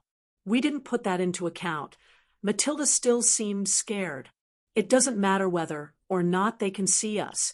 We can't stay here forever or we will lose, Gustav responded while moving towards the southern ledge of the tall black rock.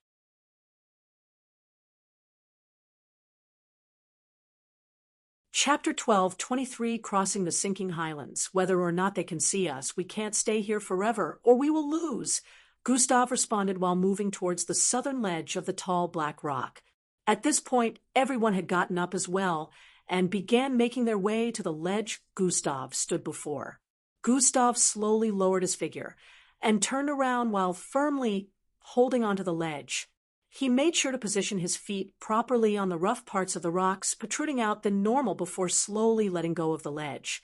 "We don't have all day, guys," Gustav voiced out while looking up after noticing no one else had gone over the ledge like him. "Technically, we have over a day." "Shut up, you know what I mean." The group began to carefully climb down along with Gustav at this point. They descended as quietly as they could. "It's good that we're picking a different zone to hide out after stacking life points. Climbing back up this would be death," Timmy voiced with both frustration and relief. The group was climbing down the back of the rock, which was in the opposite direction of where the beast that gave them a jump scare approached from. Minutes into the descent, Yonda Fingers pulled out a small pointy rock he had held onto for support. Clack! His body nearly slipped as he struggled to hold on while his lower body dangled due to sudden imbalance. Clack! Clack! "Hey, what the hell?" Rhea yelled from below as some of the small rocks that pulled out slammed onto his head, and that of a few others. "My bad," Yonda voiced as he tried to place his hand on another protruding rock, only for the same occurrence to repeat itself. Clack! Clack! Bam! Bam! Bam! Some of the rocks slammed into Rhea's forehead, causing him to completely slip as more rocks rolled out, making loud noises. "Arf!" Rhea yelled as his body fell through the air. "Phew!" Gustav quickly reached out and grabbed Rhea the instant he descended to his height. "I got you," Gustav consoled as his left arm trembled from Rhea's weight. Rhea swiftly reached out and clamped onto the rough rocks with his limbs. Gustav's arms were finally free from the weight, but he felt like his shoulder was a little out of place, getting a feeling of déjà vu here. Gustav thought as he shook his left arm before placing it back on the rough parts of the rock. "Kyr!" An incredibly loud screech suddenly rang in their ears, announcing the approach of an incoming beast. "Everyone, SHHSHH." Gustav voiced internally with an expression that demanded silence. Everyone paused at this point, holding onto the rock firmly, and completely keeping quiet. There was no doubt that the rocks that had pulled out of the surface of this giant rock had attracted the attention of whatever beast made that noise. Bang! The rock trembled a little as something rammed into it at the bottom, but the tremor was so light it could easily be ignored. Gustav could tell that it wasn't because whatever rammed into the rock was weak. It was because this was a green zone, and the heaven rocks were very sturdy. The beast at the bottom must have gotten blasted away after ramming into a green zone, so Gustav had a look of relief at this point. "Let's keep going," Gustav voiced with a low tone. The group resumed climbing down at this point, and tried not to make any noise this time. In about 30 minutes' time, the group finally reached the bottom.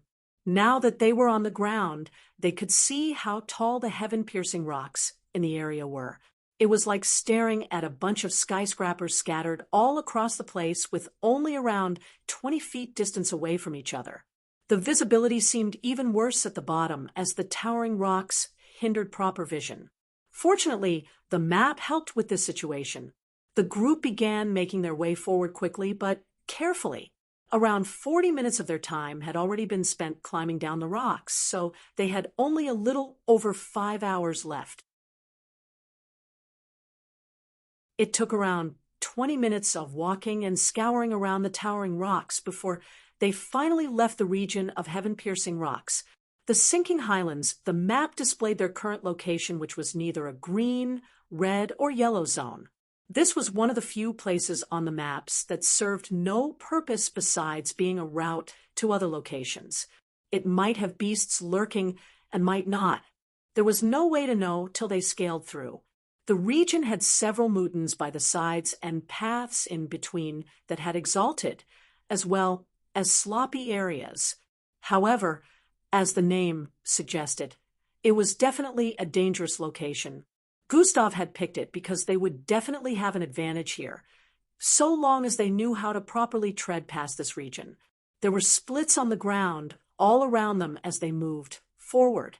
The spaces in between the splits were wide enough for them to see through it. Green bubbling liquid, which emitted a light glow, could be spotted in between the splits. SSSHHSSHH. A small sizzling sound escaped from the split on the ground as Gustav took the first step forward. The ground descended upon contact with his feet, which Gustav quickly reacted to by stepping forward. As that part of the ground sunk in, sizzling greenish liquid spilled out, spreading a little further than 1 foot radius. "Be careful," Gustav voiced as he continued to move forward. "Why in the hell did we agree to pass here again?" Timi voiced with a low tone as his forehead scrunched. The group quickly followed after Gustav as he stuck close to the left side of a huge mountain while moving forward. They did their possible best to avoid sinking into the green liquid below with the ground. Fortunately, not every part of the ground sunk upon contact. The group couldn't catch a break as they quickly moved forward to avoid the sizzling greenish liquid. Over 20 minutes went by, and the group luckily had not encountered any beast in the area as they moved forward. They had made it more than halfway past the region at this point, and it looked like they would be out soon. "Stop," Gustav suddenly voiced out after a few minutes of movement. The group quickly paused as they moved to the sides upon Gustav's gesture to hide. Since there were a couple of rocky areas, they had places that could conceal their figures. Up ahead was a group of 4 beastly-looking creatures who seemed to have not discovered their presence. These creatures stood on 4s with 3 square-shaped pointy heads that made it look like their faces were drills. These creatures had eyes at the tip of their horns, which were curved backwards along with a 14 ET long body and very short tail. Compared to a lot of creatures Gustav had seen in the past, these looked less scary, but that didn't mean they should be underestimated. Gustav was about to give an instruction when a loud yell rang out behind him. "Arg! Shit!" One of the one-legged aliens behind them screamed out as they jumped away from a sinking land. The participant happened to have sidestepped subconsciously, causing the ground to sink as a small portion of green liquid made contact with their leg. "Kia?" The creatures ahead were instantly aware of their presence and turned around. "Go! Go! Go!" Gustav yelled as he quickly turned to the side and began running. The group of 50 also followed suit as the beasts began to give chase. "You just couldn't keep your goddamned mouth shut," Yonda yelled with a tone of anguish as they ignored the sinking terrain while running at full speed. Thum! One of the 4 beasts suddenly leapt forward, completely flying above their heads before landing a couple of feet in front of them. "Gustav!" Eldris yelled from the side. Gustav nodded and grabbed onto a mini boulder-sized rock by the side. Eldris grabbed hold of this rock as well, and they both struggled to lift it. They successfully tossed the rock forward together as the beast charged forward while swinging its claws. The group behind found their action completely stupid, as due to weakness they could only toss the rock a few feet forward, which was not even far enough to make contact with the beast. However, at the same moment the rock landed on the ground, the beast also stepped on that piece of land with its left upper body foot. Dihian, that part of its body instantly sank into the ground, dipping into the greenish, sizzling liquid below like chicken strips in hot sauce. "Kaya!" The creature screamed in pain as it quickly yanked its left leg out and fell to the side. That leg was already a pile of bones, but Gustav and Eldris didn't wait to witness this. 62C5B294270 F2129 add 975E. Follow current novels on Top Novelful.com.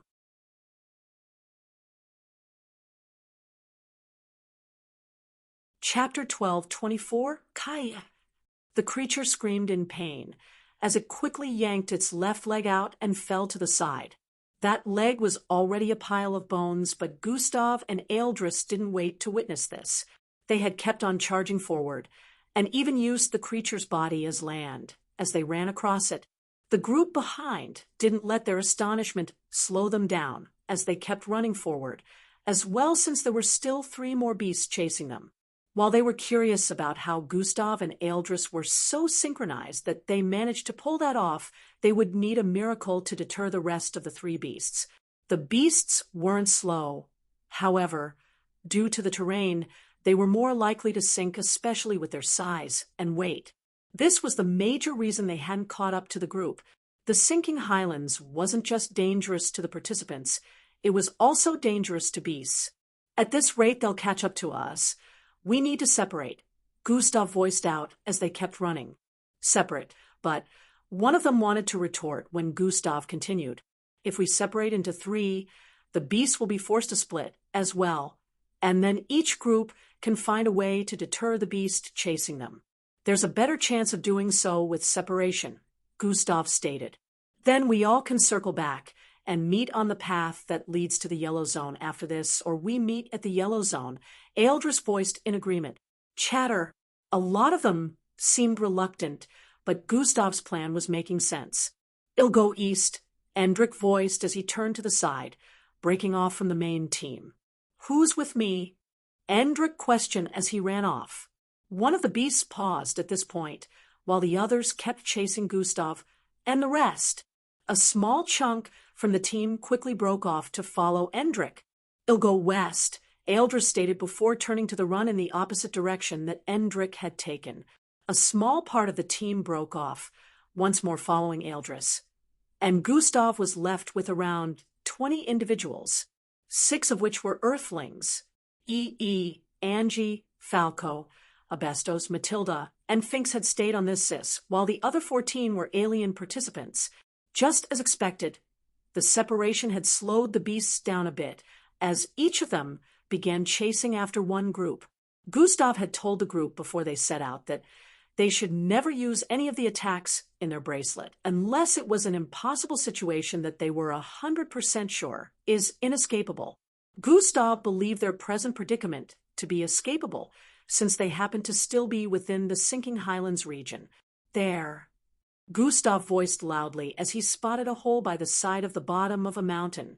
Everyone quickly followed after him, while the creature behind was catching up. Fortunately, they arrived in front of the boulder-sized hole before the beast could get them. The group of 20 wasted no time in filing into the hole despite their various sizes. The beast dived headfirst, straight through the entrance of the hole after them, but got stuck halfway in. The middle part of its body clogged the entry point of the hole as it struggled to push itself in. Alpha dialphaethate nuepsilon drurin. The ground suddenly began sinking in from the entry point of the hole. Kai! The creature screamed loudly as its upper body, which was stuck, sank into the green, sizzling liquid below. Its body, which was stuck, soon became unstuck, but at this point it was too late. The surroundings at the entrance of the hole had sunk, and half of the beast's body was already well dipped into the greenish liquid. It's dead, Matilda said as they peered backwards. Yeah, nothing would be able to survive that, Falco voiced. We need to head back. Wardley, one of the reddish leaf-like participants, voiced out. Turning to stare forward, the space in the hole was very tiny, but it seemed to extend further ahead. Meanwhile, behind them, which was the entry they had used to get here, all that could be seen was a puddle of greenish liquid bubbling with intensity. Since none of them currently had supernatural abilities, avoiding the greenish puddle up ahead while trying to leave through the entry point would be impossible. Not only was the puddle covering a distance of 19 feet, the hole was also really small, so their heads were kissing its ceiling despite their hunched backs. We can't go back there. Gustav shook his head before squatting to move forward. The others could see that there wasn't a choice as well, and followed after him. The hole was getting much smaller the further they moved that at some point they began to crawl on fours. Minutes later, crawling on fours had turned to crawling on their belly for the Earth participants, and for the others, they had to lay completely on the ground. The group could only hope that they wouldn't come into contact with a sinking area, or it would be really difficult to escape the greenish liquid due to their crawling speed. "We've arrived at the end," Gustav voiced from up ahead. "Ro Alpha Di Alpha and New finally," the group voiced with tones of relief after hearing that. There is no way out. Their relief was short-lasting, disappearing the instant Gustav made this announcement. "What do you mean there's no way out?" One of them asked from behind. Gustav tilted his body to the side for everyone behind to see. It was just as he stated. They had arrived at a dead end, which was completely sealed up with the same composition the mountain was made up of. "Try hitting it. Maybe it's soft," one of them suggested. Gustav shook his head before knocking on the mountain wall up ahead. From the sound of collision, it was obviously a strongly sealed wall. "What do we do now? We can't go back and we can't go forward. Are we stuck here?" So this is where it ends. The group soon descended into despair upon realization of being stuck here. "Hold on, guys." Gustav, whose expression had been indifferent this whole time, called their attention as he voiced out. "Before we got into the hole, I took note of the size of the mountain. Height and width," he began speaking. "Based on my estimation, we have crossed 835 feet since we went in the hole. I also estimated that were we to travel in a straight line through the mountain, we'd reach the other side after 800 feet. We crossed 830 feet, and from the structure of the path within the hole, it's not completely straightforward. It's a little snaky at some areas, which would also mean we'd cross longer. Then, where are you going with this?" Everyone was getting really anxious, so Finks cut Gustav off seeing, as he was taking really long explaining. "What I'm saying is, we should be very close to the other side of the bottom of the mountain. There is a high possibility that what awaits after the wall before us is escape from the encompassment of the mountain," Gustav stated. "Are you saying that if we could find a way to get past this wall here, we'd be out of the mountains?" One of the alien participants questioned. "The possibility is very high, yes," Gustav responded. "This is where the agreement we had at the top of the rock comes in," Gustav added while staring at the additions to their group. "Oh, has it left? I can still hear its footsteps. I think we should wait. Behind a stack of rocks positioned atop a highland area, a group of around 15 people could be seen squatting. They seem to be hiding from a menacing-looking beast parading the vicinity. "We can't stay here forever," one of them voiced. "We also can't just go out there while it's still around. We have to be patient," Endrick voiced. "Listen to my hubby. He knows what he's talking about," Sheila voiced with twinkling eyes. One of them was about to retort again when a loud explosion went off. Boom! It caused a minor tremor, which they felt from their position. This proved it happened quite a distance away from them. However, it was loud enough to attract the attention of the beast roaming about. The group could hear the footsteps of the beast slowly reducing in volume before completely disappearing. Finally. I thought it would never leave. We got lucky." The group expressed their relaxation after hiding here for nearly 30 minutes. "Let's go before it comes back," Endrick voiced while standing upright. The group checked their map and began making their way northwards as quickly as they could. We're alive. Phew, that was quite the explosion.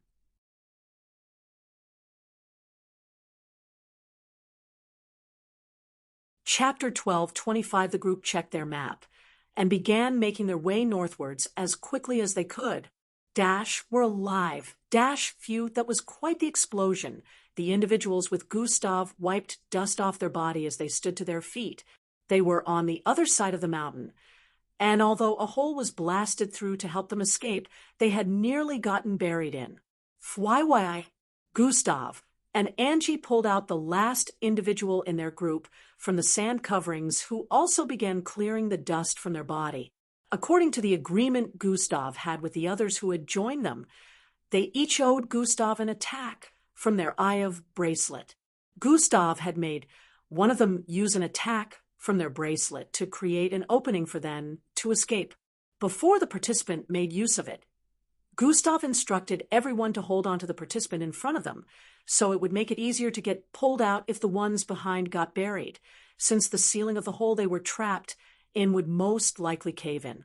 Fortunately, things had gone exactly as Gustav predicted, and everyone survived, but now they needed to get out of here. "Let's go," Gustav voiced before turning around and running off. The group followed right after him. They hurriedly moved at fast pace, which made sinking into the ground avoidable. About 20 minutes later, the group had arrived at the outskirts of the sinking highlands. They were only a mile away from the path that led to the yellow zone they were heading to at this point. They had managed to avoid a couple more beasts they came across along the way. Fortunately, these beasts didn't notice them and couldn't sense their presence when they hid from sight, so they were able to take detours around. "Are we going to wait for them?" Matilda questioned as they arrived on Sloppy Plain. "It wouldn't be wise to do so. We're practically out in the open, so avoiding beasts here would be close to impossible," Gustav responded as they kept making their way forward. "But what if they need help? Shouldn't we check for them at least? They may still be back there," Angie voiced with a tone of worry. "We can't. We have to trust that they'll be fine. And if they're not, we cannot jeopardize more group members." Gustav shook his head. His thought process was, even if they got caught by any of the beasts and lost all their life points, they would just get disqualified and teleported out of the sixth disc. So long as the others from Earth Group were still safe, they would still be participating in the challenge. Since it was a survival challenge, a planet group wouldn't be disqualified unless all its 20 participants lost their life points. Gustav's decision to split them was also based on all of these. "They'll meet us on the charred wasteland then," Falco noted. The group continued to head forward along this sloppy path. Although visibility in the Beast Haven was limited, the current location happened to be a wide open space, so they watched out for the others. Soon enough, they spotted a small group ahead of them, and Gustav was able to recognize the body features of some of them from behind. Since the group was trying to maintain quietness so as not to draw any beast to themselves, they chose not to call out to them. Gustav could tell that those were the participants that went with Eldris. He had used this to confirm Eldris and the rest's safety, but he was still unaware about that of Endrix. The group had already spent over 2 hours journeying from the heaven-piercing rock region to their current location. This meant they had a little over 3 hours of life points left. They should have spent only 2 hours, but due to all of the disturbances they faced on the way, they spent longer. They continued to follow behind, as silently as they could, heading down the sloppy path. "It's finally in sight," Angie announced after a couple of minutes. In the distance, the group could spot a tar-like terrain with dense purplish dried-up-looking trees standing firmly in multiple areas. These trees looked extremely dried up with purplish outer covering, yet they had blood-red leaves sprouting from their branches. The ground of the tar-like terrain emitted a faint yellow glow, depicting that this was a yellow zone. They had finally arrived here. The charred wasteland, the map displayed its name as they approached it with expressions of relief. "Gustav," Eldris called from up ahead as the two groups finally reconnected with the exception of Endrix. "Glad to see that you got here safely," he said with a smile. "Likewise," Gustav responded as they stepped onto the yellow zone. The instant the group finally stepped foot on the yellow zone, their eye of bracelets emitted a little glow as numbers appeared on its surface. Rho Alpha D Alpha and new 00017 points, plus 1.00018 points, plus 1 point. Alpha D Alpha Theta Theta Nu Epsilon Theta 00020 points, plus 1 point. Every second they spent in the yellow zone increased the life points displayed on their bracelet. Gustav calculated that they needed around 240 life points to be safe for the entire duration of the challenge. If they managed to fill up that much and found their way back to a green zone, they would be safe till the timer counted down completely. For minutes, let's make sure to watch out for beasts. Gustav knew the vicinity was not safe, so even a single minute seemed like a stretch. About 1 minute in, they spotted a group approaching from up ahead. "Endrick, looks like they're safe," Matilda voiced with a tone of relief. Endrick and the others from his side soon arrived, and the whole group of 50 were completely reunited. Some of them recounted their experiences, relaying how dangerous each of their predicaments were. 00127 points. +1 point. Gustav stared at his eye of bracelet with a calm look, but internally he felt impatient. Only 2 minutes had gone by since they arrived here from the looks of things. It almost seemed like time had slowed down at the one moment he wanted it to be fast. His eyes suddenly knitted as the sound of loud footsteps drifted into their ears. The group turned around to stare in the direction of the incoming footsteps. As a group of alien participants appeared in their line of sight, the group emitted a look of relief. "Looks like we're not the only ones who picked this place to recharge," Fildhor voiced. "Run." The yell from one of the approaching group caused their already calm nerves to rise. "What do you mean by?" This was when they noticed that the approaching alien participants were not walking, instead they were running. Gustav's forehead scrunched as he set his sights on what lay behind the approaching alien participants. "Go. Everyone move now."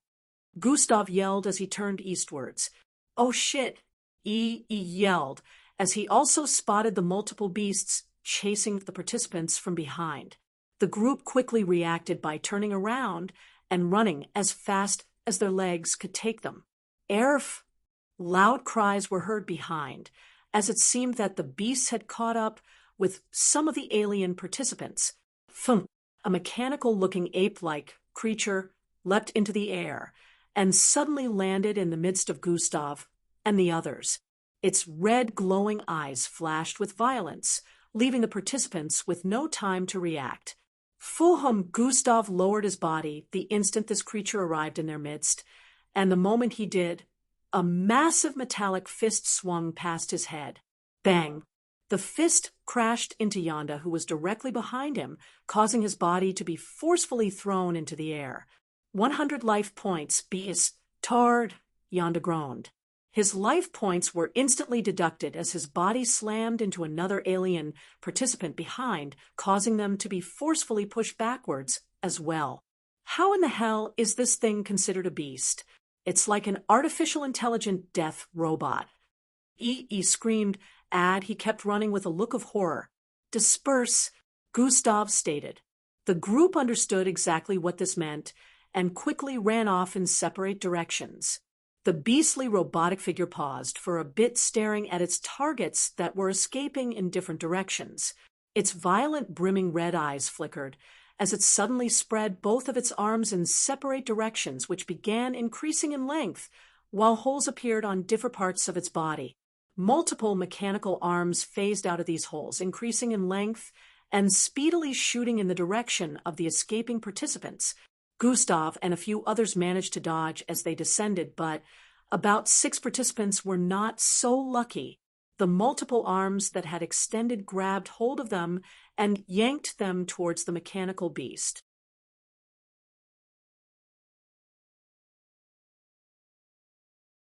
Chapter 12:26. The precarious situations. The multiple arms that had extended grabbed hold of them and yanked them towards the mechanical beast. Gustav resumed fleeing, as this was the beast's course of action. This beast wasn't the only one on their tail. Other beasts had begun chasing after them, and these ones had flesh. "If I'm going to get disqualified here, I might as well make use of them," Yonda cursed as he tapped on his eye of bracelet. A mechanical arm was about to grab Finks when a massive green energy beam slammed into the mechanical beast, sending it flying across the air. Bang! "That's what you get for messing with me, bastard." Yonda yelled with a look of delight as he lowered his left hand. The beasts in the vicinity were instantly alarmed by this action and turned to glare at him. He turned around and began running. Some of the beasts instantly gave chase, while others still went after the rest of the participants in the vicinity. The mechanical beast jumped back to its feet after a few seconds with its entire body smoking. "Gua," It growled, causing the entire vicinity to radiate loudly. "That is going to attract more beasts. Keep running," Gustav voiced to the participants around him as they stormed off into the unknown. The participants who weren't able to escape the onslaught of the beasts made use of the attacks available in their Eye of Bracelet. Blasts rang out all across the charred wasteland. Unfortunately, some participants didn't get to use their attacks before the beasts' ambush laid waste to all of their life points. Currently, a couple of participants in the charred wasteland had gotten disqualified from the attacks. However, this wasn't the only location where such scenario was playing out. Since only around 3 hours were left till the life points that were originally imbued in the Eye of Bracelet would be depleted, every single participant was currently on the move. After leaving the green zone, safety was no longer guaranteed for anyone. At this same moment, participants in multiple locations were getting jumped by all sorts of beasts that were kept here. Handler 1 hadn't given them much information on the types of beasts they'd encounter here, but he mentioned one in particular that they should be wary of. He mentioned that should they come across this one, disqualification is certain. However, on the bright side, it only lurked around the red zones. Gustav arrived under a canopy of rocks that were stuck in between the large walls of 2 mountains. The space underneath the rocks that had formed a sort of roofing was large enough to look like a passageway of sorts. The mountains on both sides had such steep surfaces that would make climbing an hassle and would also slow him down since supernatural strength was currently restricted. The best route forward was the path underneath the rocks that formed a roof in between the 2 steep mountains. The path was dark and even rougher, but Gustav didn't see a better option. It also seemed much better to move on a terrain that was well hidden than one in the open.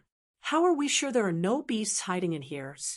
Angie questioned with a slightly worried look as they began treading this path. "If there are any, well, feed EE to them," Gustav voiced with an indifferent expression while stepping forward. "Haha, nice joke, Gustav." He tried to keep his laughter down. "I wasn't joking," Gustav said with a light chuckle while staring at EB. He. Suddenly it's not so funny anymore." EE paused while displaying his set of white teeth with a grimacing expression. "Lighten up, hi, Angie chuckled while tapping EE as her face threatened to burst with laughter.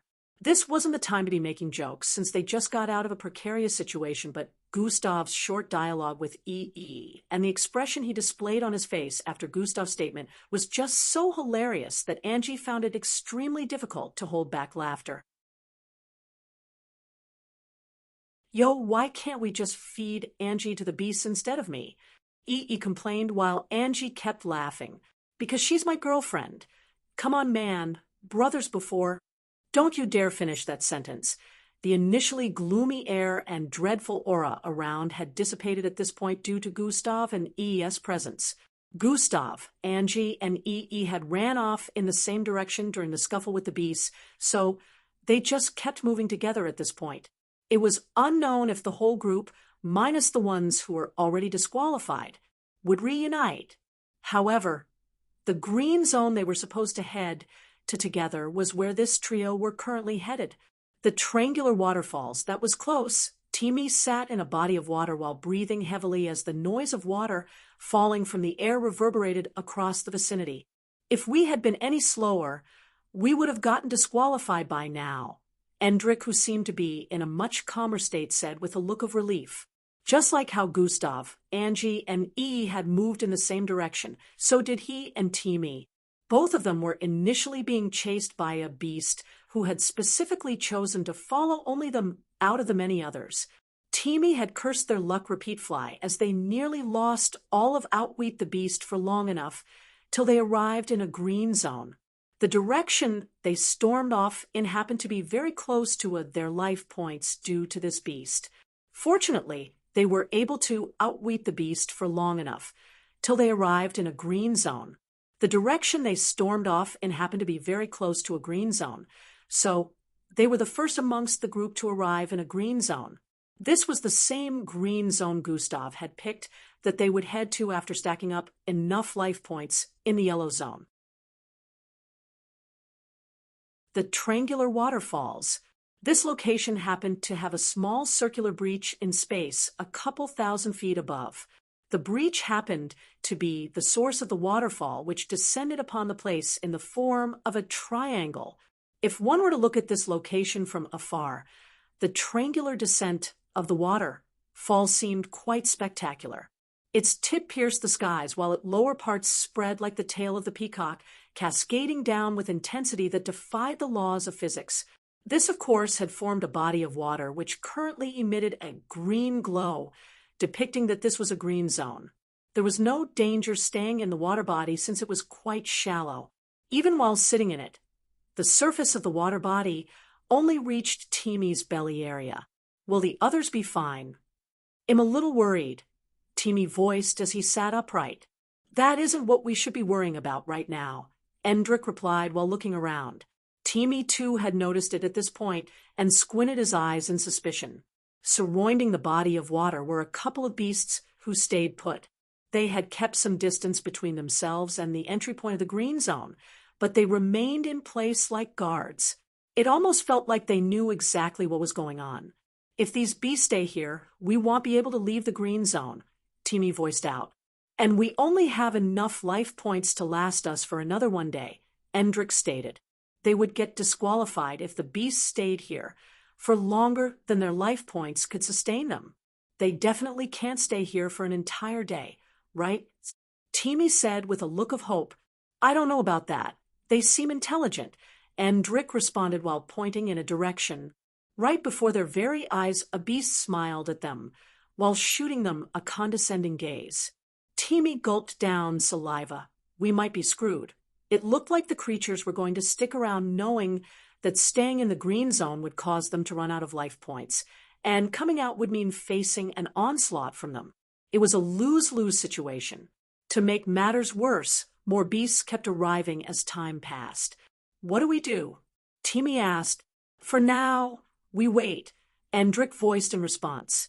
It's going to take us another 3 hours of non-stop moving to get there, he voiced with a slightly disturbed look as he stared at the map.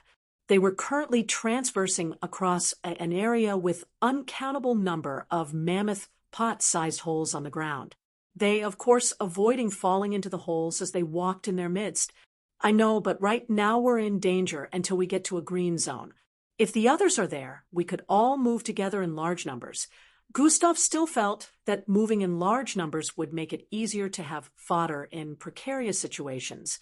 The large numbers quite literally saved them in the charred wasteland, since things would be way worse if Earth participants had gone alone. They might have gotten wiped out there.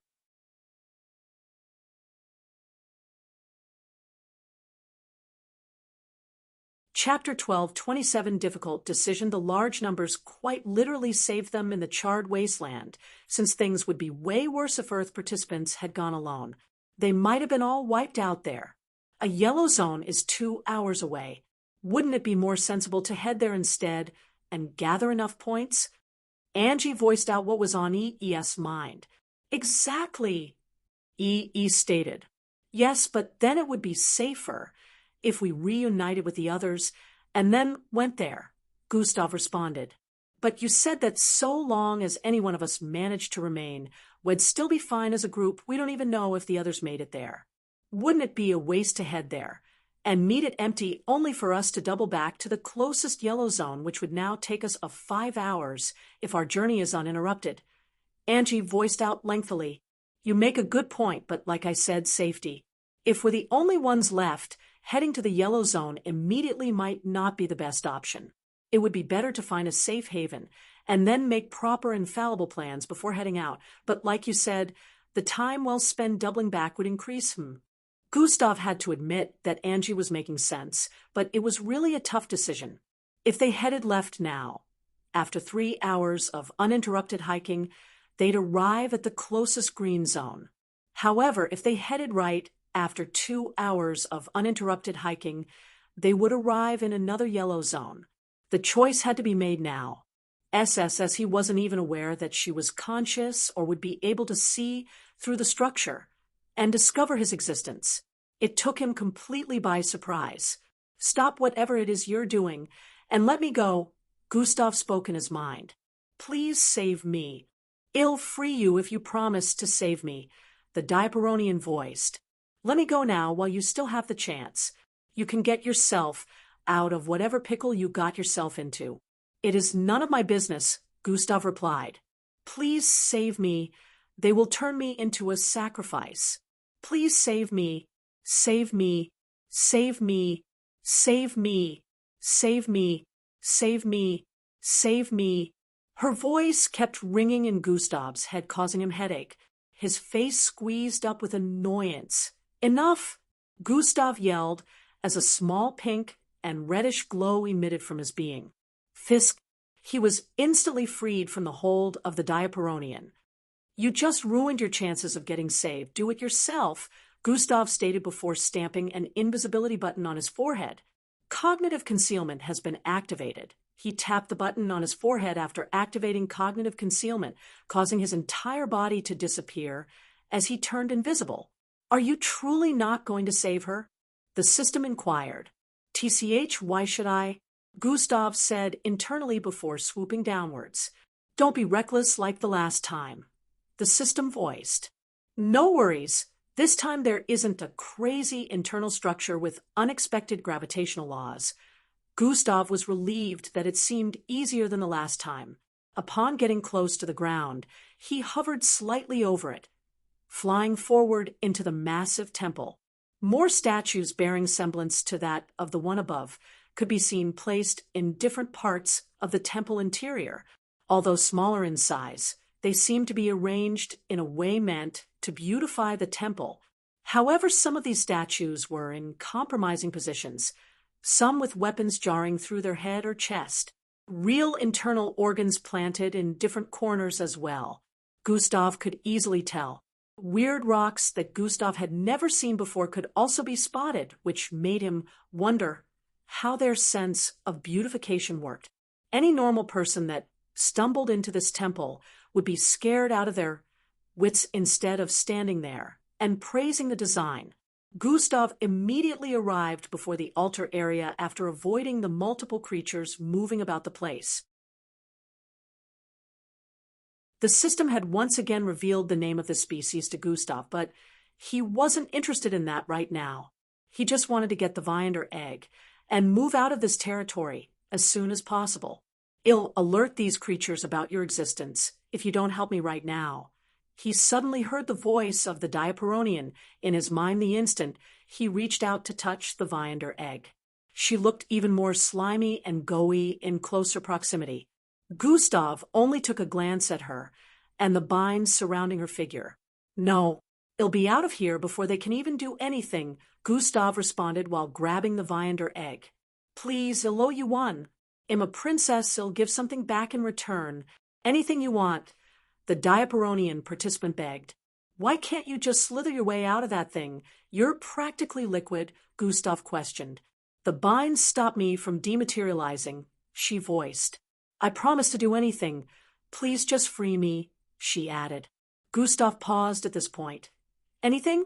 He questioned internally. Yes, anything. You have my word, she voiced. You have limited time before they discover your presence. The system reminded. We have a deal, Gustav said internally before letting go of the Viander egg. Didn't you say you weren't going to help her? The system wanted to facebomb at this point. Gustav ignored the system and stared at the invisible lines surrounding the Diaperonian who was still bound. He had seen the lines around her when he activated God Eyes initially, and assumed it was some kind of trigger, but didn't understand why they didn't put it around the egg. The lines are ritualistic design which would have sucked out her life force upon activation. The system stated, looks like it's not a trigger like I thought. Explains why they didn't put it around the egg. Are they really that confident that no one would be able to get it? Gustav wondered internally. It would still cause a trigger if you tried to save her though, the system voiced. Yeah, it'll just disintegrate it then. Gustav decided while activating atomic manipulation. Atomic manipulation has been activated. He tapped his right feet on the altar, and a milky glowing line spread from his feet to the lines surrounding the Diaperonian. A circular decline was instantly formed on the altar. The ritualistic lines had completely disappeared. However, the creatures in the vicinity had been alerted. Gustav was super quick to have already grabbed the egg and the Diaperonian before flying upwards. Bang! He broke through the roof of the temple-like platform instantly, however. Fwyi! The moment he ascended about 50 feet above the ground, the Diaperonian suddenly dematerialized despite the binds surrounding her body. The occurrence took Gustav by mistake, and before he knew it, she was wrapped around his right arm and extending further to the rest of his body. Multiple outbursts of greenish energy surrounded the entire vicinity at once, causing Gustav to only see a world of green before he began falling to the ground. "What the hell is this?" Gustav voiced as a barrier suddenly appeared around him while he fell to his knees. Hi. The Diaperonian began laughing hysterically in his mind while Gustav struggled to break free, but he couldn't get off his knees. Step, step, step, step. Multiple of the green-armored creatures with weapons stepped towards the barrier with cold looks.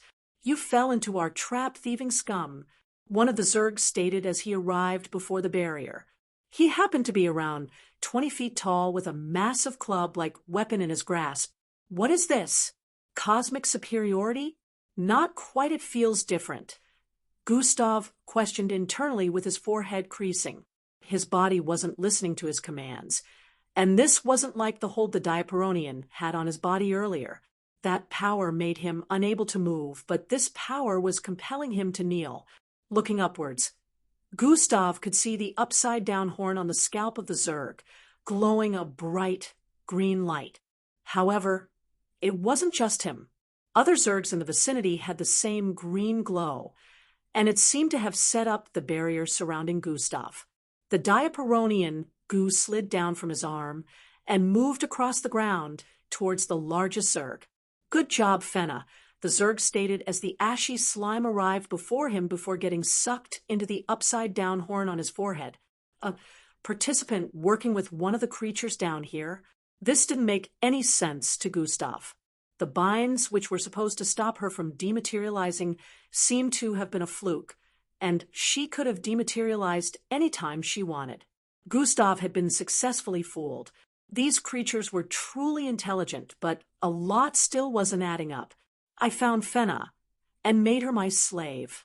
The 20 feet tall Zerg began stating upon seeing the look of confusion on Gustav's face.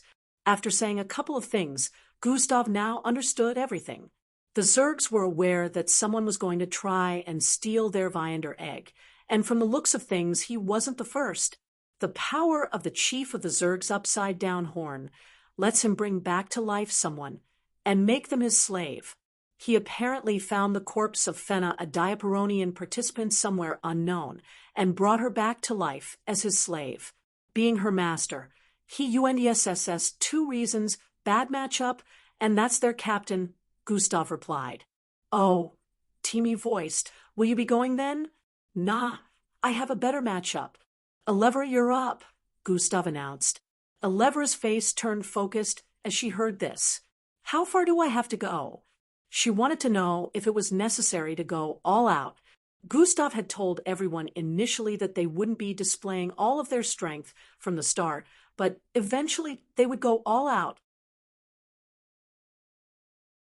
"Just make sure you get to the 9th river," Gustav instructed. Elevra nodded and began heading forward. The grounds EE destroyed initially had been fixed, and new rivers were now positioned there.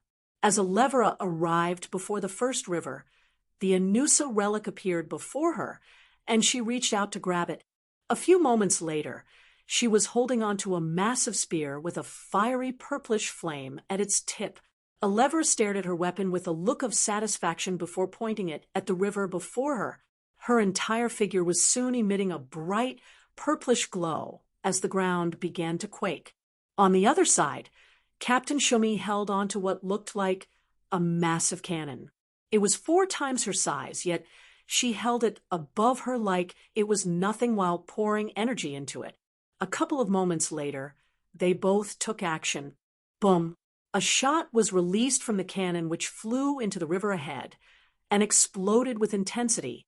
Meanwhile, Elevra, who had levitated to almost 100 feet height, flung the spear in her grasp downwards. Fwyi, a purplish streak cut through the air as it bore through the river instantly, emitting a shockwave that caused the entire river to be emptied. Both opponents went through the 1st to 6th river, performing the same actions and clearing it out. Her strength should be reaching its limits after this river, Captain Shomi thought as she gave it her all and cleared the 7th river as well. The purplish aura surrounding Elevra climbed as she flung down her spear from the air once more. Bang! The entire river was emptied once again effortlessly as cracks spread across the floor of the river.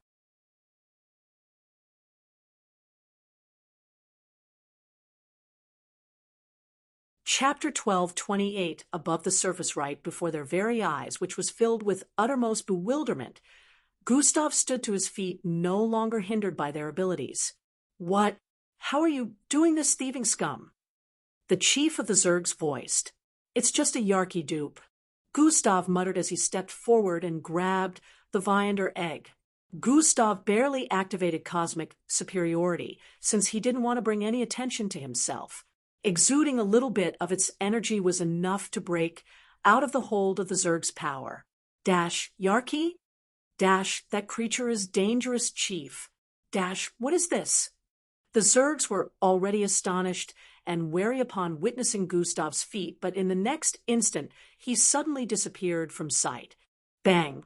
A loud crash assaulted their ears as the barrier blasted to smithereens. The Zergs were unable to process things very quickly despite their powerful ability. Their eyes widened when they spotted Gustav in the sky with their chief in his grasp, powerless. The club-like weapon in his grasp had fallen to the ground as well.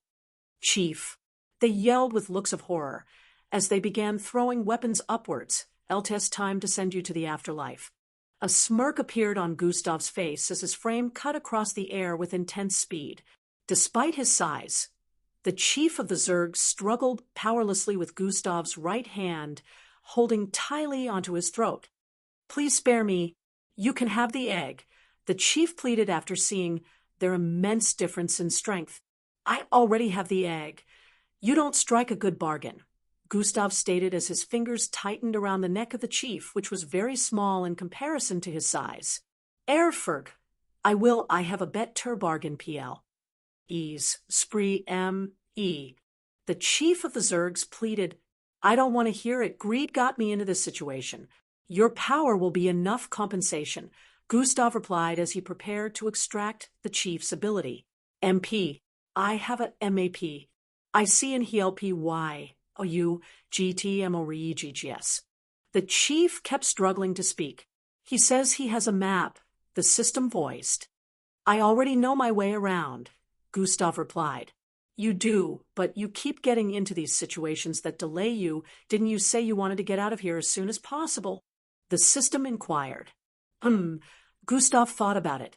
For a second, he was unaware of the abilities of the creatures here, so he kept getting into unfavorable situations. However, if a native of this part of the 4th disc helped him, things would become easier, and he wouldn't get delayed by falling into unexpected situations again. I guess you're right, but I really like their abilities, though. Gustav reluctantly released his tight grip on the chief's throat. You're not just going to give me a map. You will also stake the eggs for me, Gustav stated while still holding the chief up. I agree. But can my savior release our egg, since we will be helping you steal more? The chief inquired. You don't get to make demands besides. What do you guys even need them for? Gustav questioned. Please, savior. You might as well just slaughter us now if you still wish to take our egg, the chief pleaded. Why is the Viander egg so important to the creatures down here?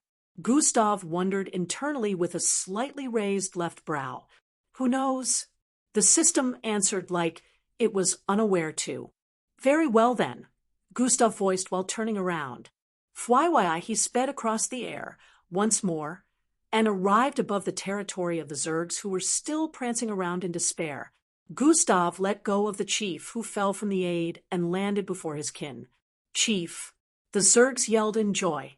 "Now, listen up."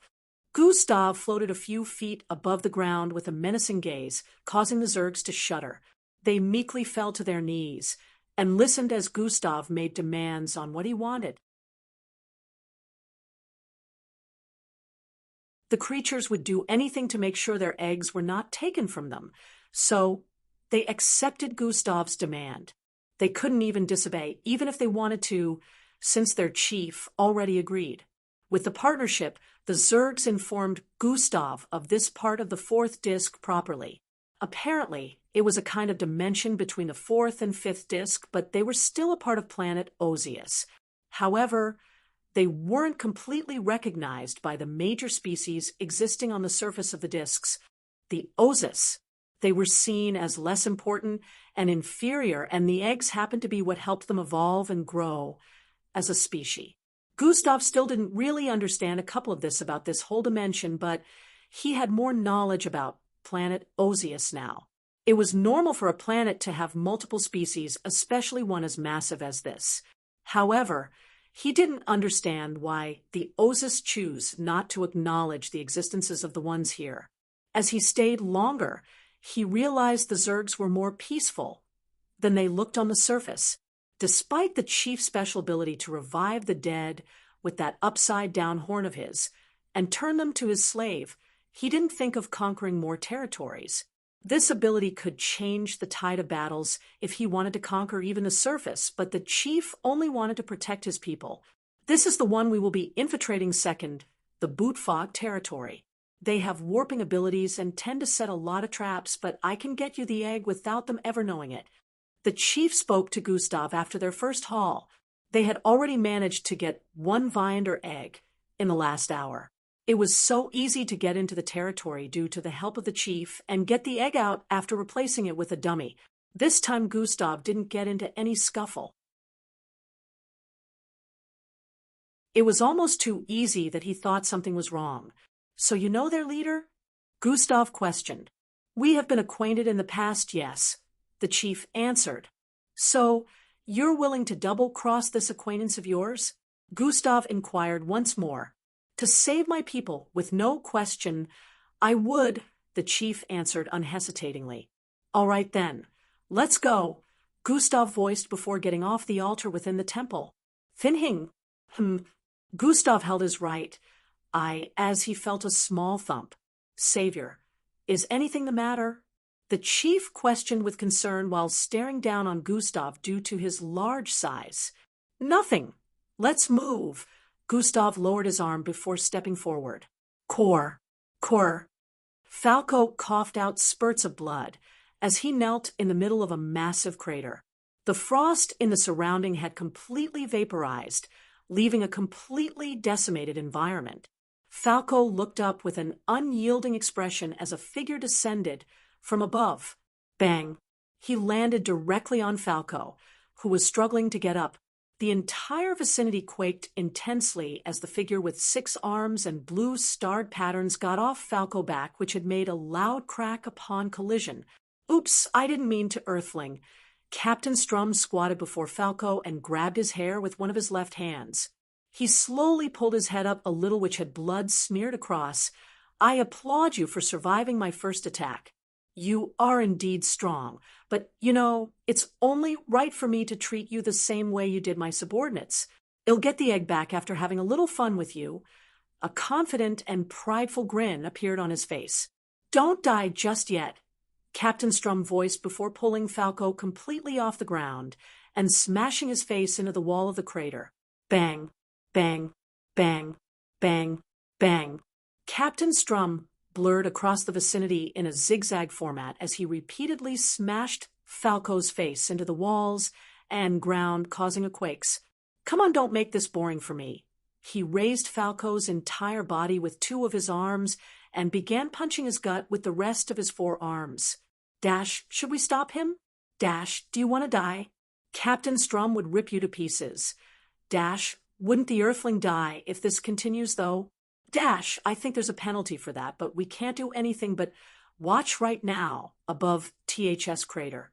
5 figures who also had multiple limbs watched with worried expressions and discussed their concerns amongst one another.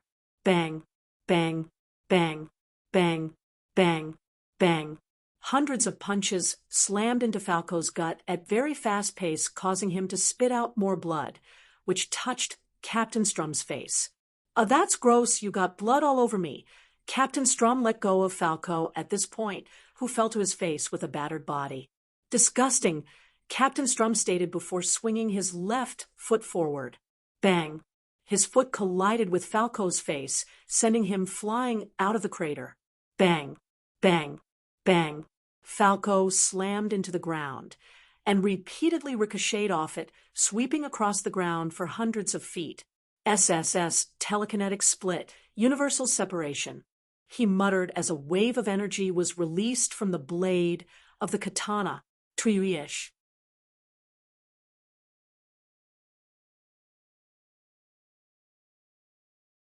Chapter 12, 29 Thuum. A jet of yellow flames bursted forth with intensity, slamming into the creature ahead and sending it flying. Taiea. The skeletal creature made loud noises as its wings and skull caught fire while it flapped away rapidly, trying to put it out. Alpha de Alpha Zeta Theta Nu Epsilon, but Gustav, Angie was nearly in tears. He would have wanted us to continue. "Let's go," he yelled, once more causing Angie to snap out of her reverie. She didn't want to disappoint Gustav and quickly straightened up. They both dashed forward together in the next instant before leaping toward the last golden board. Bam! They managed to make the jump and both moved towards the golden platform up ahead. The area Gustav had picked out for them to hide was only a few feet away at this point, so they hurried forward as quickly as they could. "Saya?" A sudden loud screech announced the approach of another of these skeletal flying beasts. Angie and Evie were speeding forward as quickly as they could towards what looked like a gate made of golden rods up ahead. These golden rods were lined up in such a way that they had formed something like a gate before the entry point to a small space with a dead end. It was like a fairly spacious room. The spaces in between the rods were large enough for them to slither in, but with the beast chasing from behind, they might not get to it. "Go, go, go, Angie," E said while pushing her forward, as one of the skeetal creatures landed right behind them. It grabbed hold of E before he could tap on his Eye of Bracelet, lifting him into the air as Angie fell forward, arriving before the gate-like area. E. She yelled with indignation while holding onto one of the golden bars for support. At this same moment, a blast of green energy shot forth from behind, ramming strongly into the creature in midair. "Sia." The skeletal beast cried in pain as it slammed into multiple golden poles ahead. It subconsciously let go of E before tumbling towards the ground below. Bam! E landed back on the golden platform before the gate of rods up ahead with a look of relief. "We thought you were toast," E voiced out at the incoming figure up behind. "I guess not," Gustav replied as he ran forward. "We need to go now," he said with a tone of urgency while helping E up. Behind them was a flurry of the same type of creatures approaching, while ahead of them was a small space with golden-like gates, which was currently detaching from the platform they were standing on. The golden entrapment was always in a constant state of change, so their current position within it was not excluded from the change. Golden rods began to shoot upwards, while some curved, forming a different look. The platform they stood on began spreading in length, while Angie's position began shifting as the golden gate began moving anti-clockwise along with the space they were supposed to hide in. "Get in now," Gustav yelled to Angie, who quickly reacted by slithering in through the spaces in the golden rods. Just as she did, the platform before the space got separated, giving Gustav and E more distance to cover. Pa, pa, pa, as their feet drummed heavily on the platform. The creatures behind also sent out attacks, causing the path behind them to begin crumbling. "Jump," Gustav yelled as they arrived at the ledge. "Thump, thump." They both leapt forward as the platform completely crumbled behind them due to the attacks. Gustav, and E.E. managed to grab hold of the golden pole like gate as it moved across the air, while the structure was undergoing change. Their legs hung far above the ground as they kicked in mid-air repeatedly, trying to pull themselves up and slither through any of the spaces in between the golden poles. Angie helped them both by pulling upwards as much as she could since she was already inside the small space. Phew, that was close. E.E. breathed in and out profusely as he laid on the floor of this moving space. Underneath his helm, sweat could be spotted on Gustav's face as he placed his back against the golden wall by the side and slumped down in tiredness. How did you manage to survive that? Angie voiced with a look of astonishment as she sat beside him. Roalfa de Alfes, en nu I didn't fall off, Gustav replied with hurried breathing pattern. He was just as exhausted as E.B. It had been so long since he felt exhaustion of this level. He had nearly forgotten the feeling of powerlessness when he got hit by the attack of the skeletal beast earlier. It looked like he fell off the platform, but he had managed to hold onto the ledge. It took all of his strength to pull himself back up after taking that sort of attack. Of course, it would have been way worse if they didn't have THS protective cover of the Eye of Bracelet, but it still felt extremely painful regardless. Fortunately, he managed to get back the time he did, or E.E. would have been a goner. Now, Gustav and Angie had made use of one of their attacks each, so they were down to 2 each.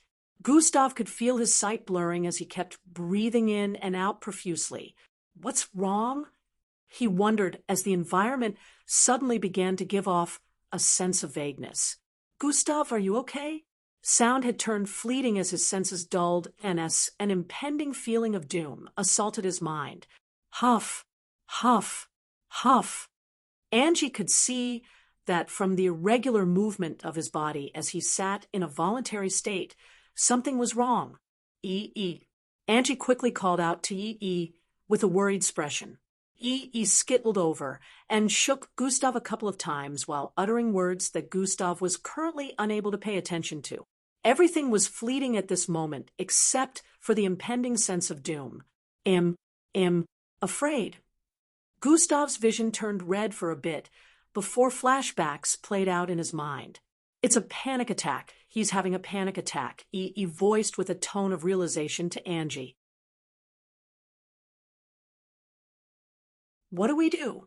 Angie's expression turned from troubled to immensely disturbed as she held onto Gustav's head and kept yelling words that Gustav couldn't hear. We can only try comforting him with words, but I'm not sure he can hear us, E.B. stated. Gustav, listen to me. Everything is going to be fine, okay? I'm here, Angie voiced out loudly while holding his head. She proceeded to hug him to her body, placing his head right on her chest while patting his back softly and rhythmically. Gustav's body was still jerking back and forth due to his erratic breathing pattern, but soon he began to feel the sense of doom rescind. Pat, pat, pat.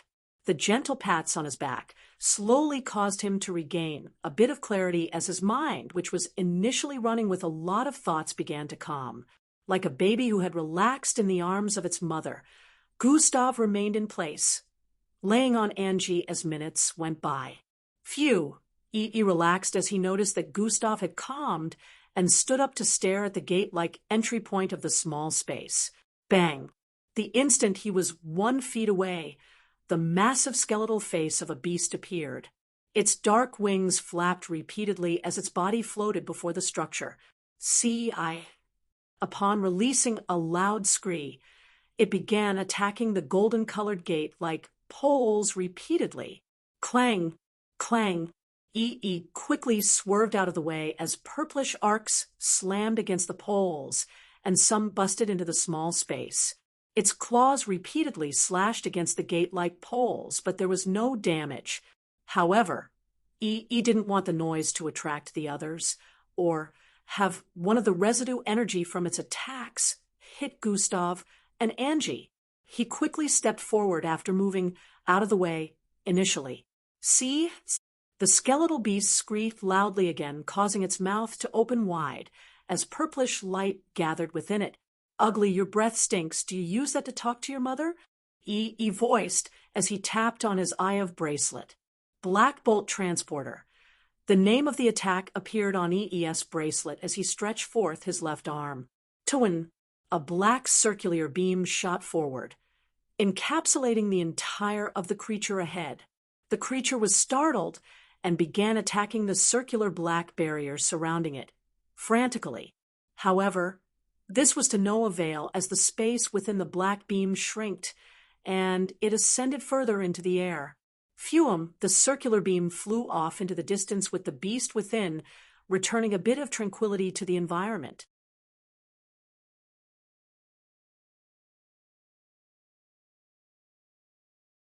Chapter 12:30 Fume. The circular beam flew off into the distance with the beast within, returning a bit of tranquility to the environment. Lucky. Face displayed a relieved expression once more as he moved to the side and took a seat. On the other side, Gustav hugged Angie's body to his as he fully regained clarity. Thank you, he whispered. I'm glad you're all right, Angie voiced while rubbing his back affectionately. Gustav's face displayed a smile as he relaxed completely for a while, closing his eyes and soaking in the warmness of her body. After some time, he opened his eyes with a single thought in mind. What was that? He wondered for a couple of seconds as he tried to recall what could have brought about that. Fear. Even though I told the system to restrict itself and go offline, it shouldn't be a reason for me to develop such deep fear that would cause a panic attack, he thought. After thinking for a few more minutes, Gustav finally figured it out. The encounter with these beasts here, and wearing himself out, his last thoughts before he entered the state of panic was powerlessness. While he hadn't noticed it, he subconsciously feared going back to being plain old Gustav with only the ability to change his hair color and a strong penchant for suicide. He thought he had forgotten the feeling of powerlessness. He was unaware that he had been cultivating the fear of going back to being the same weak and useless person he used to for years. An incident like this was the only thing needed to trigger the overwhelming fear of powerlessness that had been creeping from deep within. Internally, he was extremely grateful for Angie and EE's presence since he had no idea what he would have done if they weren't here. Less than 10,000 points. My life points have maxed out, EE voiced from the other end as he stared at his Eye of bracelet. Gustav and Angie slowly separated from each other after hearing that. They each proceeded to check their Eye of bracelets. Mine has maxed out too. Mine as well. Angie and Gustav noticed that the points displayed on their bracelets was neither decreasing nor was it increasing. Gustav calculated that this meant they had been in the golden entrapment yellow zone for over 2 hours. Although their life points had maxed out, they were still in a yellow zone. This meant they weren't completely safe, even though they had found a place to hide out. This was precisely one of the things Handler 1 mentioned earlier. Yellow zones were not void of danger, but they were also not completely dangerous like red zones would be. Maybe more yellow zones like this existed where participants could find a place to hide out within. However, Gustav still felt they weren't completely safe and still needed to find a way to get to a green zone. This, of course, was easier said than done, since the closest green zone was 5 hours away. They're still here, he voiced as he peeked through the holes in between the Golden Gate light poles. He could still visibly spot the purplish fog across the air and hear faint wings flapping sounds. The skeletal flying beasts were obviously still around here. They sure are persistent, Angie muttered. Gustav's main worry was them finding this place and attacking with a combined force. Although the last beast who tried attacking the gate-like poles was unable to break through, there was no telling if the same situation would repeat itself in an event where multiple of them attacked at once. Not to mention that the small space they were currently hiding in had stopped moving in the meantime. The entire golden entrapment was in a constant state of change, but there were times when certain areas would remain unmoved for minutes or even hours. We need to find a way to sneak out, Gustav voiced. In another part of the Beast Haven, a participant with multiple limbs and bluish star-shaped patterns all across his body bolted across a dark vicinity with intense speed. Alpha Dialpha Zeta Theta Nu Epsilon, sound of organs ripping and body parts splitting reverberated across the environment as this participant stabbed his multiple limbs into the bodies of menacingly large beasts. He arrived before one that was over 30 feet tall, throwing a fierce uppercut with 3 of his right arms. Ro Alpha Dialphas and Nu Ombum. His entire body traveled upwards in speed, with his arms bursting through the head of the creature instantaneously, leaving a large enough hole for him to fly through. 4 seconds. 3 seconds, fountain of blood and brain matter splattered across the place as a timer counted down on this particular eye of bracelet. A large, shadowy figure reaching over 100 feet in height suddenly appeared behind him as he raised one of his left hands. The large, shadowy figure conjured a massive, bluish, glowing spear in the last 2 seconds before passing it to the figure with multiple limbs. The participant held onto the 30 feet long, glowing blue spear with 3 of its hands at once before flinging it forward with intense force. Thump! A shock wave spread from his location, sending a ripple of dust across the vicinity as the bluish spear shot out with immense speed. It phased through a lineup of beasts up ahead, causing them to disintegrate into blue light particles instantly. The spear made a C-turn after reaching a particular distance, stabbing into the rest of the beasts in the vicinity. 1 second, 0 second. In the next instant, the glowing spear vanished along with the dark, shadowy figure hovering over the participant initially.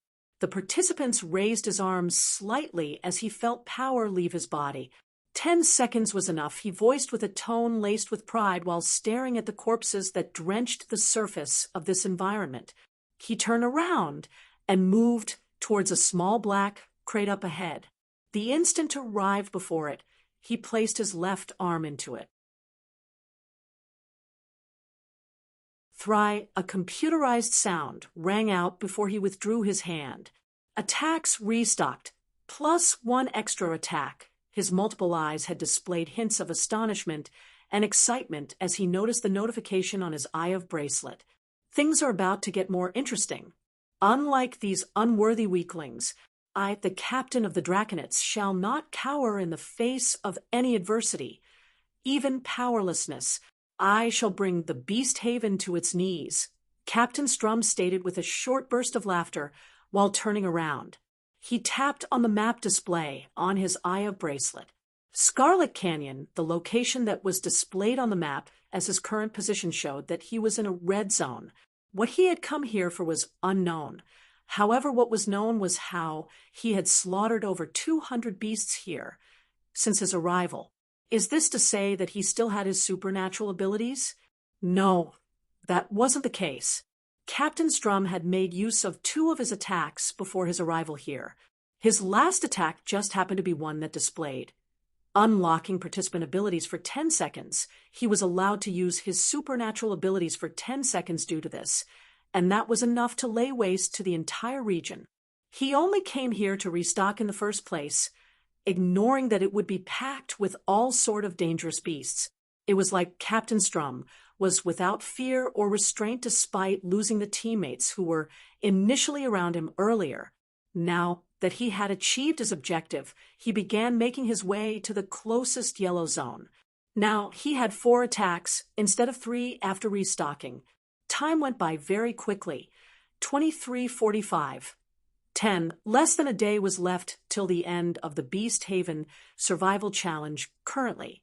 At this point, over half of the participants had been disqualified. From the initial numbers of nearly 2,000, only a little over 600 were left. The challenge was filled with unexpected situations, and despite the participants receiving briefing before going in, it ended up being more crazy than anticipated. Some that had survived so far were lucky, since despite being capable, some participants had gotten disqualified due to unfortunate situations. Currently, many participants were unaware of one thing as they held on to whatever was left of their attacks as a last resort. THS' last attack in the Eye of Bracelet wasn't an attack. Instead, it was a 10 seconds temporary unlock of the restraints on their supernatural abilities. Those who has already made use of all their attacks were aware of these, but many others still held onto their last attack, not wishing to make use of it, until they were in an inescapable situation. They were certainly in for a shock, if they ever made use of it. Only Captain Strum was crazy enough to head to a red zone, so he was the only participant who would get the chance to unlock the restraints on his supernatural abilities twice.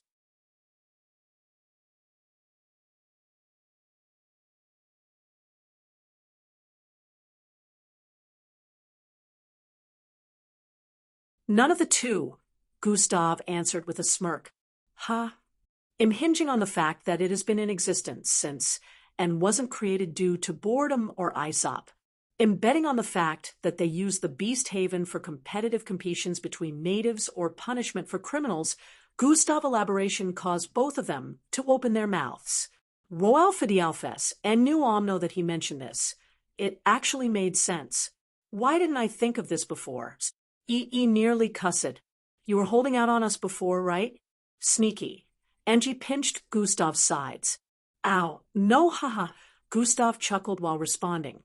While this trio stayed in the confines of this enclosed space, the rest of the Beast Haven, with the exception of the green zones, were in hot waters. More participants were getting disqualified by the hour. If some participants were aware that these three managed to survive in a yellow zone and even stay there for over a day, they would have cursed in anger. A lot of participants that had been disqualified got ambushed in yellow zones by beasts. If they didn't need to recharge their life points, they'd still be here, yet this trio recharged to the max and even hid within. Gustav, and Angie engaged in different topics, uncaring of the situation of the Beast Haven. They were having a blast, exchanging dialogues, and EB was clowning as usual, which caused occasional laughters from Angie and Gustav. 052. 49. They had practically spent another day in the small space at this point, and were unaware of the current status of the challenge. However, they were sure that the challenge would most likely be coming to an end soon. During the second day they spent here, the structure had changed a couple times more. However, the space they hid within was still sealed at all corners without a single source of light. As they stayed waiting for the challenge to come to an end, the structure began moving again after a couple of minutes. E exclaimed as he turned to the left side of the space, which was supposed to be a dead end. It suddenly detached in the next instant along with half of the small space. Thuriryeth? Clang, clang. Loud metallic vibrations rang through the air as the golden bits of the space collided with some platforms up ahead and stuck to it. Oh, we're out in the open again, Angie voiced. Due to the detachment of half the space, they were currently wide in the open as the rest of the half where they sat in got moved across the golden entrapment. They could see the poles in the distance, as well as multiple other structures dividing and merging with another area. I think we have to get out of here, E stated as he noticed the structure start moving at very quick pace. They wanted to get up but soon lost their balance and fell back, ramming their bodies against the sealed part of the space. The now exposed space was no longer moving in unpredictable trajectories. It was now moving in a very straight line with the exposed part of the space pointing in a particular direction. Thwash, what laid ahead wasn't something that the trio would count as very accommodating. So they did their best to quickly jump to their feet and sped forward. Now, jump now. Gustav yelled as he arrived at the exposed ledge of the space. The trio quickly leapt forward from the fast-moving space. Thry, bam, bam, bam. They landed on a golden platform about 7 feet lower than the height they jumped from. Fortunately, they managed to not fall off the platform, but the instant they looked up, find, multiple horizontal line poles stabbed into the space they were initially hiding in, merging completely to it as it slowly began to take a different shape. If they were still within that space, they would have gotten impaled by the multiple golden rods. Now we're really out in the open, Gustav voiced. I don't see any beasts around, though, E said with knitted eyes. Don't jinx things again, Angie voiced from the side. Too late, Gustav stated while looking downwards. Angie and EE's hair stood on end as they followed Gustav's line of sight with looks of terror. Ah, shit, E voiced as he spotted the six-limbed creature with a calabash-like upper body build. It stood just before the entrance area of the yellow zone.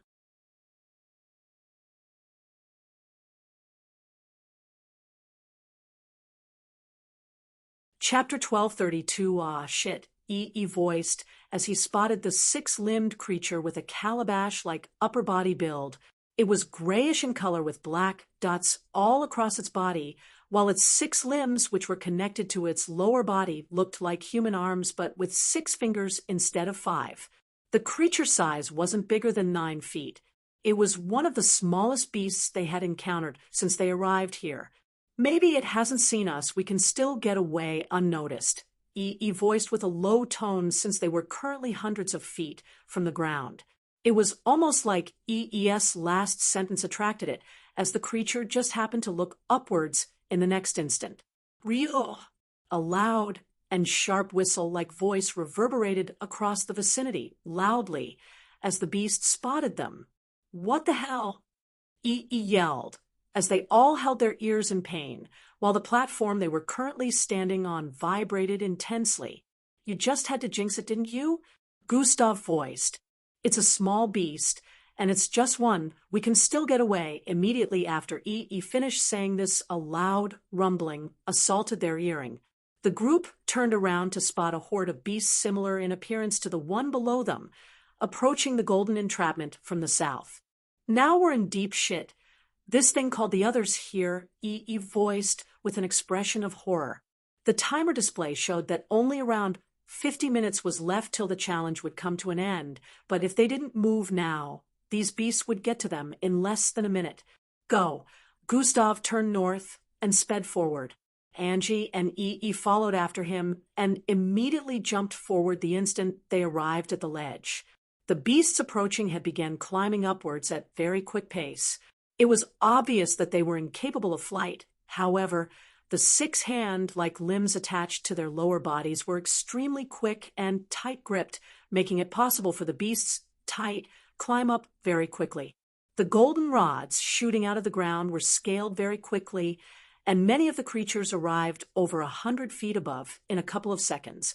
The trio were trying to make their way down, but these creatures were very quick. The first one who alerted the other was already ahead of them, as it already climbed quickly close to their current height. Gustav and the others spotted it ahead, leaping from one vertically positioned golden rod to another, as it headed in their direction. They were practically jumping from one golden platform to another headed in the direction the first beast was coming from. The instant arrived at an area of golden rods positoned vertically and horizontally, they began stepping forward slowly and carefully. However, at this same instant, the first beast reached the same height as them. It sped across the rods very quickly. Oh shit, E voiced as the creature leapt towards them. Sweewee-eye, down, Gustav voiced, and jumped from the horizontal golden rod they were currently walking on. The trio followed Gustav, wasting no time in jumping after him. The beast missed them as it leapt past their initial spot, landing on a golden platform ahead. After dropping past a certain point, Gustav grabbed an horizontal positioned rod tightly, causing his entire body to come to a stop. Angie and E, who were falling from the air after him, were unaware of his plans before jumping. They only blindly followed him, not caring about what would happen. Gustav reached out and grabbed hold of EE's right arm. EE in turn reached out and grabbed Angie's, causing all 3 of them to be suspended in the air with Gustav's right arm doing all the work. Their abilities might have been restricted, but Gustav could still do this much. He groaned while pulling upwards with all his might. EE's right arm leveled with the golden pole as Gustav placed his hand right before it. He quickly wrapped his hand around the golden pole and pulled Angie upwards as well. They all climbed to the top of the horizontally inclined golden pole and began moving forward across it. As they were headed for the golden platform up ahead, the beasts had arrived at the position the trio were initially. Rio! The whistled voices of the beasts rang out again, and in unison, this time upon spotting their preys below. The trio held their ears as they speedily made their way across, trying to get out of the zone as quickly as they could. The beasts began jumping from place to place as they made their way downwards again, not willing to let the trio get away. The trio arrived at a steep golden platform that extended to the bottom of the golden entrapment. Gustav wasted no time in diving forward and landing ahead before taking a crouch. Roalfa de Alfes, Ennu Omi's entire figure began sliding downwards at quick pace. Angie and Ee wasted no time in moving forward and sliding across the smoothened golden platform as the beasts also hurried down from the height they climbed to. Go! Go! Go! Gustav yelled as they arrived at the bottom. Their breaths were hurried and their hearts pumping with adrenaline as they charged out of the golden entrapment. They were still moving at human speed, but they had quickly made their way to the outskirts after running for some time. The unfathomable and inexplicable structured golden entrapment was now tens of feet behind them. However, the structure wasn't the only thing that was behind them. Rio! The incoming beasts clamored as they charged at their preys. They were over 100 of them chasing after the trio, and there was no doubt that they were faster as well. Should we split up? Ee questioned as they began to make their way across the sandy area with multiple holes in the ground. No, let's keep going, Gustav responded as they swerved across large holes to avoid falling in. The vicinity behind them had been shrouded in a cloud of dust due to the numbers of these beasts making their way forward at full speed. Bam, bam, bam. Multiple of them fell into the holes positioned all across the vicinity, causing them to slow down.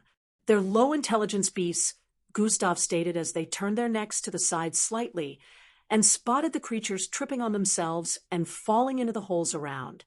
If we're lucky enough, we can make it across before they catch up to us, Ee voiced. I'm not sure that kind of luck exists in reality, Gustav responded with a pessimistic tone. He was well aware that some of the beasts would still catch up to them very soon, since there was no way they'd all fall into holes. Alpha de Alfes Edathate Nuepsilon in a couple of minutes. They suddenly spotted a purplish fog up ahead. Is that? He squinted his eyes as he noticed the purplish fog closing in. It can't be. Angie's eyes showed a hint of defeat as skeletal faces with glowing purple eyes appeared within the fog. The situation immediately went from bad to worse as these beasts flew in their direction while the other beasts with multiple lower limbs were still chasing from behind. The strong stench of dust in the air reeked ominously as the two different hordes of beasts sped towards the trio, with obvious nefarious intentions. Gustav turned northwest with a still determined expression despite knowing it was an impossible situation. Looks like he'll have to use the rest of my attacks, he voiced. Angie and Eb turned in his direction, wanting to follow him, but he quickly yelled, "Don't follow me, Ee." He gave Ee a look, and Ee instantly understood what it meant. He quickly turned to the right and grabbed Angie's hand. "What are you? Didn't you say, well, keep moving together?" Angie yelled as Ee dragged her away. "Go!" Gustav yelled, not giving any room for explanations as he kept running with speed. "Hey, come after me, bastards!"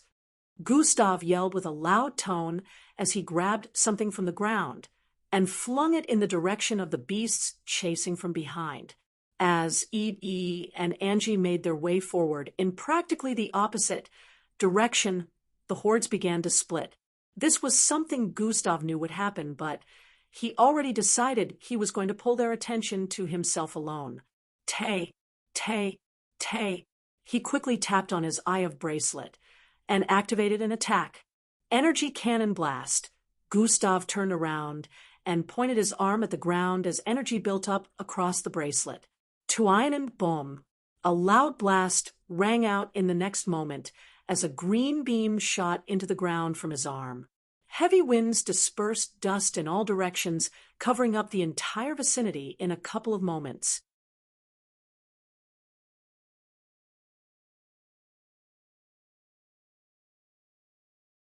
Chapter 1233, Heavy winds dispersed dust in all directions, covering up the entire vicinity in a couple of moments. E understood that this was Gustav's plan, and swiftly followed up by jumping into one of the holes in the ground along with Angie, while the dust covered their whereabouts. The visibility in the environment had been hindered due to the dust, and the beasts had been affected as well. Fortunately, Angie and EW were not noticed when they jumped into one of the holes to hide. However, on the other side, Gustav didn't try to hide in the cloud of dust. This was a part of his plan. Why? Gustav's frame sped out of a corner of the cloud of the dust, instantly becoming visible to the beasts outside of the dust-covered area. Rio! CEI. The beasts' loud voices rang out across the vicinity, alerting the others of the position of their prey. The skeletal flying beasts, as well as the multiple lower-limbed beasts, all turned in the direction of the others, alerting them from outside the cloud of dust.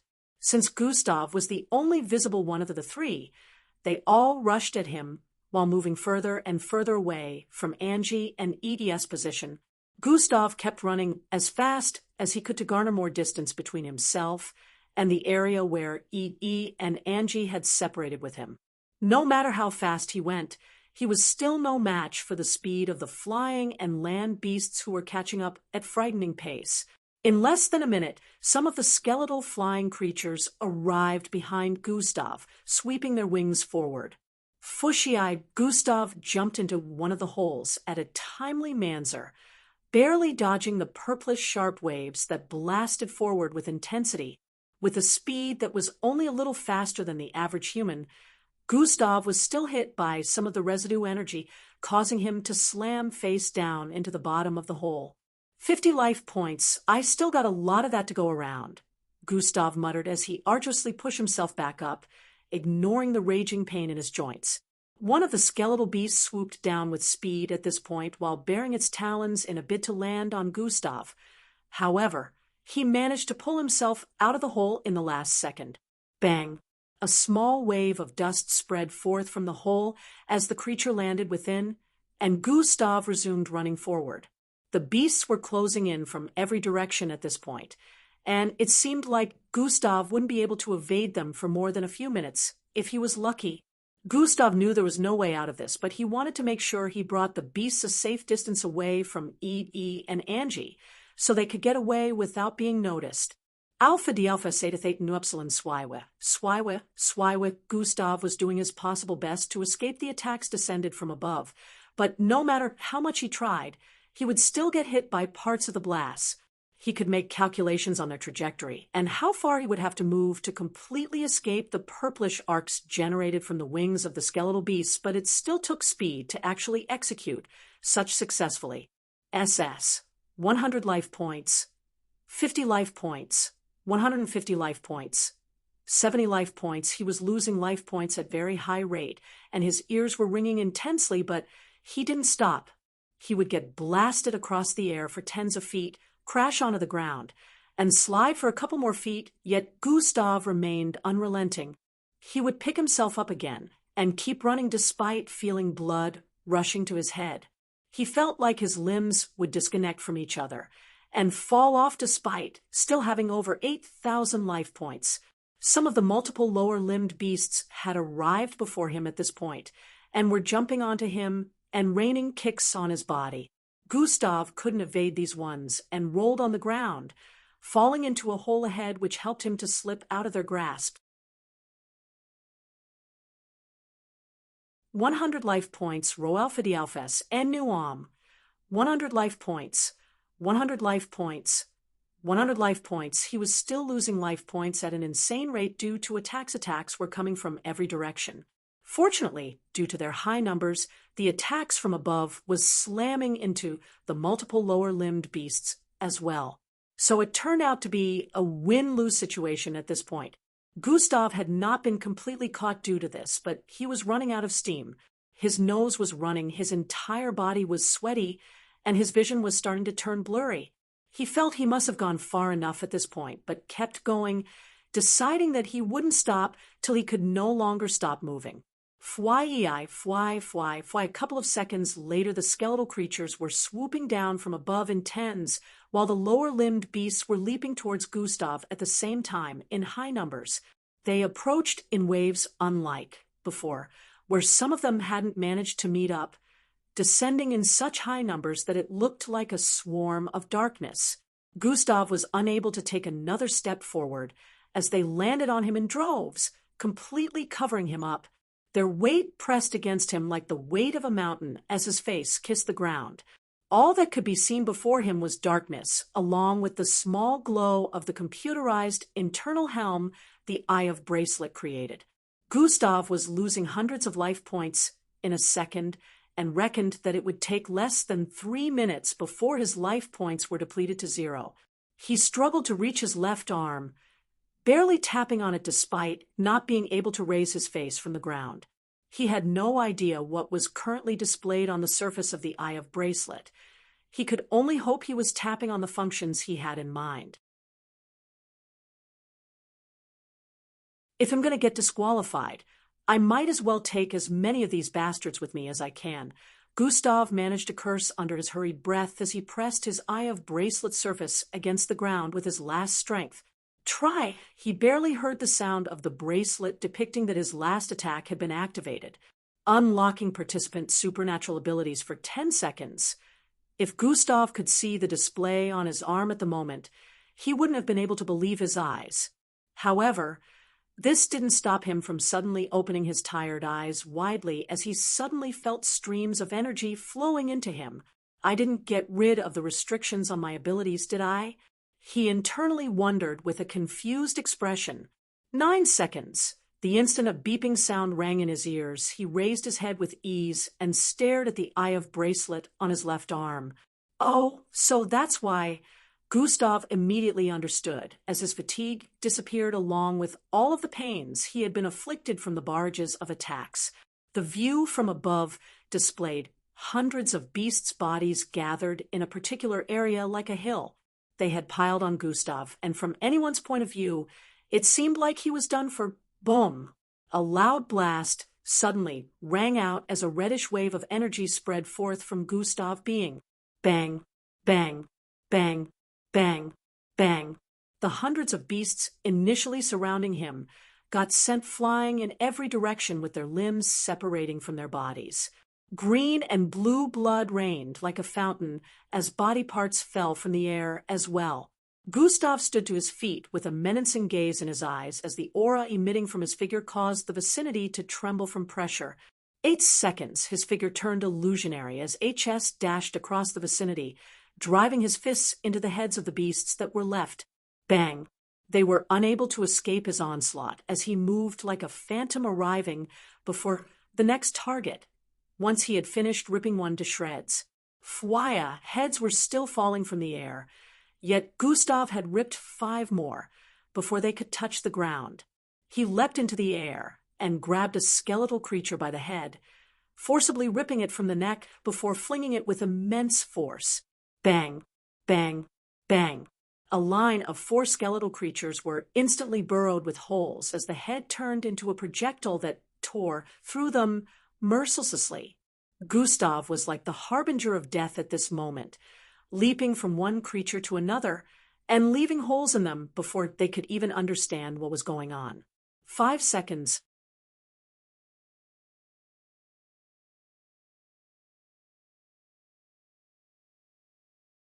Chapter 1234S. 5 seconds.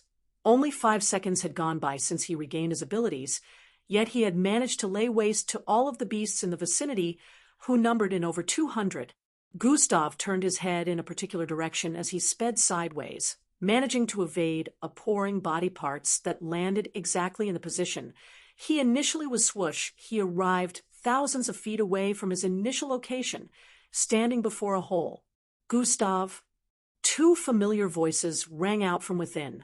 Knowing there was limited time left, Gustav grabbed hold of Angie and EB swiftly and pulled them out of the hole. Fush'em, he leapt into the air, with both of them in his grasp, leaving them with tons of questions which he was currently unable to answer. Large bat-like wings sprouted out of Gustav's back as he ascended into the air with speed. He dived forward with the wings flapped powerfully.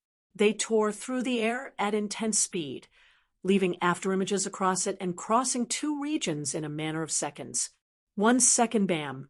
Gustav landed heavily on a grassy patch of land in the last second, before slowly dropping Angie and EB. 0 seconds. He felt his supernatural strength and abilities leaving once more, but fortunately, they had served their purpose.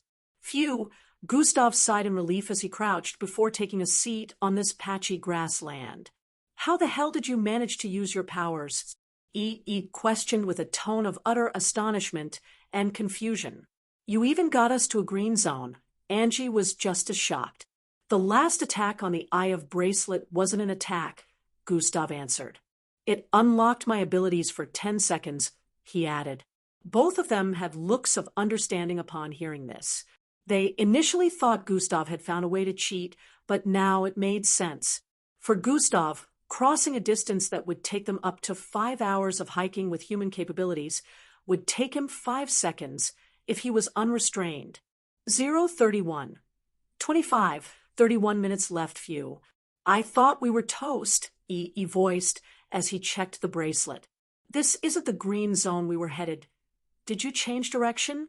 Angie questioned as she noticed the name on the map was different. Yeah, there was really no time. I just went in any direction and landed us here, Gustav responded. Who cares anyways? So long as we're safe, he slumped onto the land and closed his eyes with a relaxed expression. I'm down to around 1,000 life points, but it is more than enough to make it through 30 minutes, Gustav stated.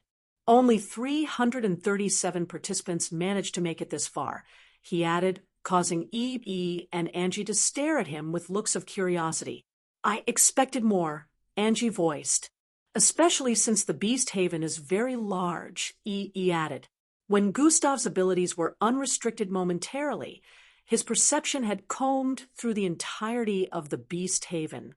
Due to this, he had managed to perceive the precise number of participants left when the horde of beasts were stacked atop of him.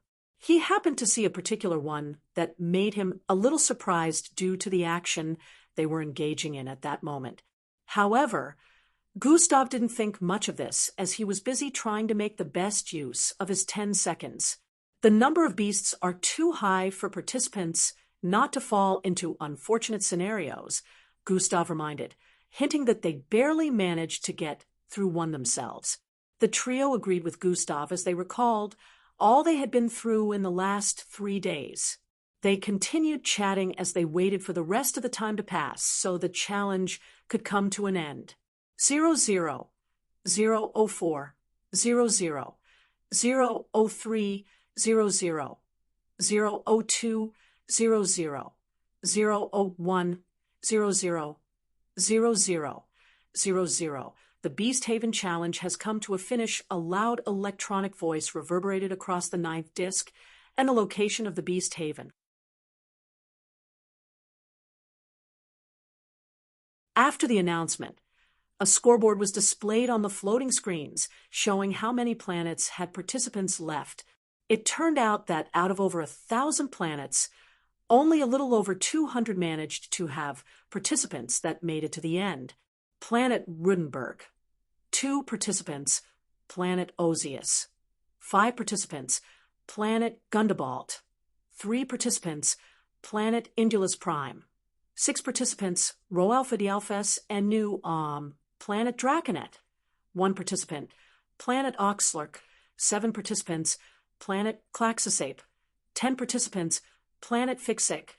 2 participants, Planet Earth. 5 participants, Planet Zionsi. 1 participant, Planet Hixto. 1 participant, Planet Tronvida. 1 participant, Planet Triptes. 12 party pants. The results had both the spectators and participants astonished as they took note of the winning planets. Only the Draconet captain managed to make it all the way through. That's the fruit of recklessness. They still passed though.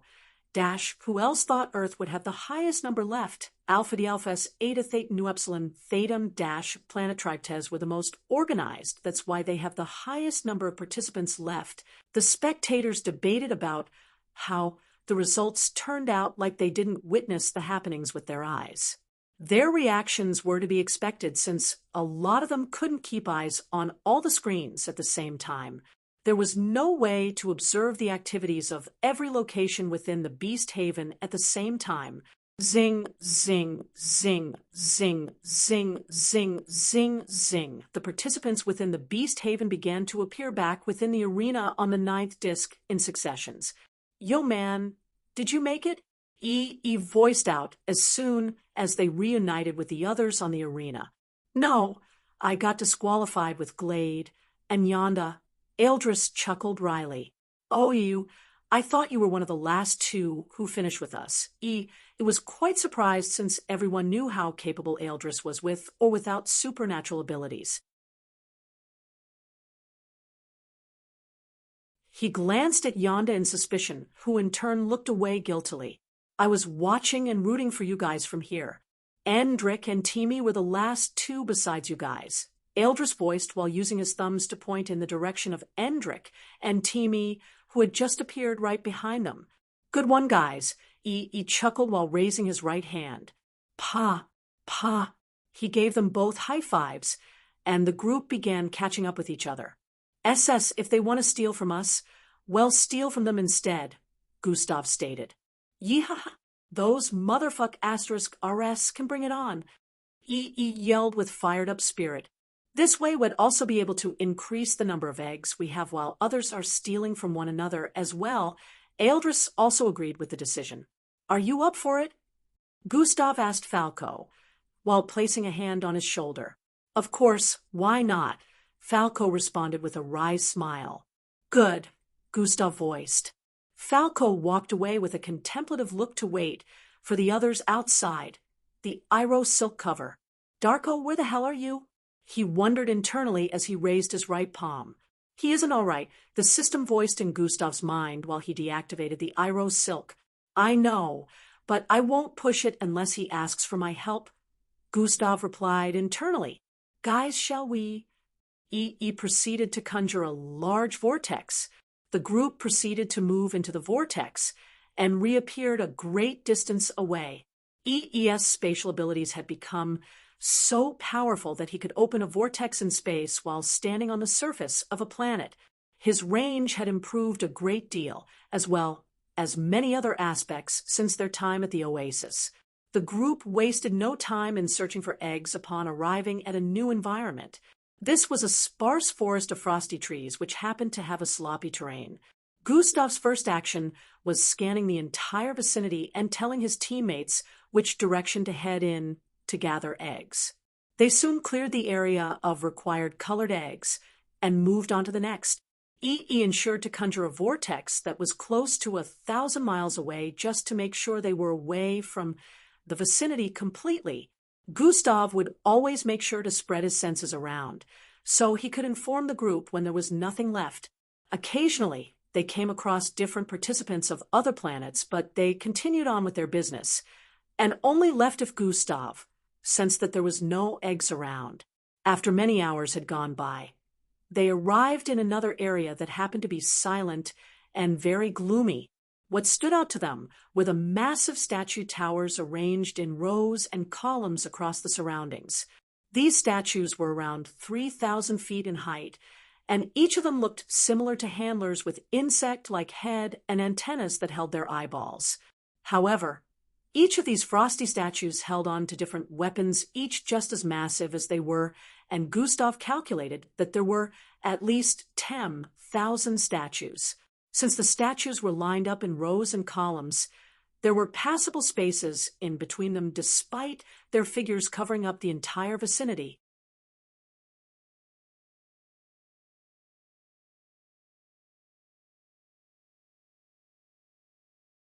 Chapter 1235, Belevra and Rhea weren't The only ones who got harassed during the Beast Haven challenge, Glade suddenly voiced out from the side. The group turned to stare at her with looks of confusion upon her utterance. Those guys came looking for trouble, Glade added, while pointing at her 7 o'clock. There were all sort of participants from different groups all around them, so it was hard to make out the exact individuals she was referring to. Which one of them? Timmy questioned. Those guys we met during the Viander Egg Challenge that Gustav also had issues with. Glade didn't seem to recall the name of their species, as she explained. The Zionsis. Gustav voiced with a slightly surprised expression. Yes, them, the transparent-skinned weirdos. Glade responded with an irritated expression. Glade and E.E. had a knack for insulting other species that irked them in the most natural way possible, but no one took heed of her subtle word jab at the moment. They were more interested in how her encounter had gone with them. 2 of them I came across ambushed me, and are also responsible causing my disqualification, Glade stated. You just bumped into them on a random, or I bumped into them on a random, and they were out to get me at the cost of getting disqualified because of their teammate. I and Falco battled the other time. Glade went on to narrate her experience and how she had to make use of her attacks to protect herself from them. They acted like a deranged bunch, coming at me with so much animosity. Glade finished recounting her experience, causing the others to shoot intense glares in the direction of the Zionsis. I suddenly feel uncomfortable, one of the Zionsis voiced, while rubbing his skin. It's the Earth participants, another one of the announced after spotting the multiple eyes glued to their direction. Why are they staring at us like that? The vice captain of the Zionsis questioned with a clueless expression. I hope no one did anything stupid, Captain Alumo questioned, but the lack of reply made him overlook the whole situation. By the sides, 5 of his subordinates stared at each other with hidden intentions. On the side of the Earth participants, Gustav was addressing the issue. Listen, guys, it's obvious that we have garnered spite and dislike due to our current position along with the conflicting situations we have found ourselves in during each of these challenges. Everything you faced in the Beast Haven Survival Challenge was also to be expected because, in the end, only one planet can win. We are a threat to everyone. It wouldn't be beneath them to try every tactic to get rid of us, Gustav said, lengthily causing them to nod in understanding. However, since you all know me well, you should also know that I won't let the latest events go by without appropriate payback. The Zionsis will be dealt with first. As for Captain Strum, I'll take care of him when the time comes, Gustav added. How are we dealing with the Zionsis? Glade questioned while squeezing her fist. She was just as angry as Elevera and wasn't interested in letting things slide. Attention participants. Handler 1 began addressing the bunch from the platform above. I'll brief you guys later, Gustav stated. Alpha de Alphas Eta Theta Nu Epsilon, they couldn't ignore it, or such would continue. It was also obvious that Glade wasn't the only one being targeted by the Zionsis. Timmy had also been a part of the battle where he had given one of their teammates an injury they still hadn't recovered from completely till now. Gustav felt they were out to get both of them, and he wasn't willing to let anything of the sorts happen to Timmy.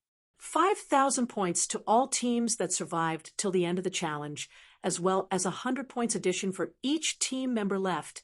Handler 1 continued briefing them on the gains gotten from finishing the challenge. He congratulated the groups that managed to make it to the end, as the scoreboard displayed the additional points added to every group based on the number of teammates they had left at the ending. Gustav already suspected that something like this might happen, but there was no helping it since only 5 teammates, himself included, managed to make it to the end. He wasn't too bothered about it, since it was only 100 extra points per head. Earth had gained 5,500 points in total after the tallying of points. Planet Triptez had extra 1,200 points due to the number of participants that finished, bringing them to a total of 6,200 points acquired.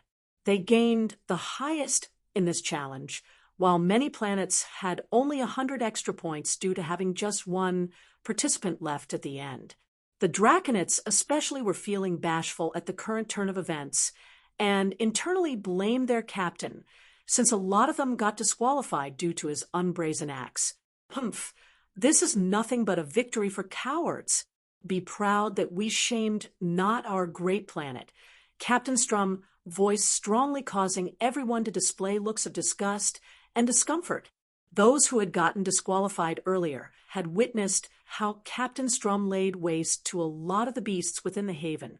He was no doubt one of the strongest captains, but they also felt he was too prideful and hot-headed. Roal Fidelfes and knew Omit was only a matter of time before that caught up with him, according to their thoughts. The main scoreboard was displayed a few seconds later, showing the current change in scores of every planetary group. Earth remained number 1, while a few others beneath had changed places due to the current addition in scores. Planet Tribit had climbed to 4th place by a couple of points, but it seemed like Earth's number 1 position was still indisputable.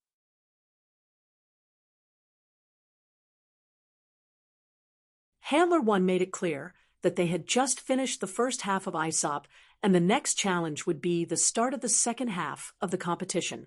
Performing their best in the second half and being above Earth in almost all major challenges was really the only way to surpass Earth's current number of points for those below. Based on the image Earth had built for themselves, it was looking like a difficult task. However, the moment the next challenge was announced, everyone began to see a glimmer of hope. The next major challenge has already been predetermined, Handler 1 announced. Everyone paid even more attention after hearing this. It was no doubt that predetermined major challenges were usually more complicated and had the best gains, like the Viander challenge. They knew it most likely wouldn't be as lengthy, but they were looking forward to it, as they knew acquiring a lot of points would be possible if they performed well. Points acquisition versus matches, Handler 1 announced with a loud voice. Chatter, chatter, chatter, chatter. It will hold the day after tomorrow. And as for the information on everything you need to know about this challenge, I will of course be explaining everything on that day, Handler 1 added. This caused another loud ruckus across the arena. SSI am aware, and you're not helping. Gustav's only reason for attacking the balls were to deter them and avoid making any contact. He was never trying to destroy them in the first place. Fwy hi. As the group made it past a quarter of the statue challenge terrain, the statues behind suddenly stabbed their weapons downwards. Bang, bang, bang, bang, bang, bang. The statues behind, lined in a horizontal format, blocked the path with their weapons slamming into the ground. The ice balls chasing after Gustav and the others were completely blocked off and could no longer chase them. Phew, that was something. He heaved a sigh of relief as the group came together once more. Man, you didn't even have any issues, Timmy voiced with a slight tone of annoyance. Gustav, are you okay? Vera questioned as they stared at Gustav standing with a single leg and missing an arm as well. It will grow back, Gustav stated. Don't let your guard down. We're not out of the clear yet, he quickly added before the group could ask any more questions. We've definitely entered another stage of the challenge, Aeldra stated as they peered forward with intrigued and wary gazes. We should, just as Falco was about to suggest something. The ground began caving in around them. YYCCHHH, die, as the icy, sloppy ground caved in around them. They were forced to head towards the middle path as it seemed to be the only unaffected area. The statues remained standing in the vicinity despite the crumbling grounds. The team arrived in the middle path, which was large enough for them to stand side by side. Looking over the edge, they could see a water body hundreds of feet below, where the grounds had caved in.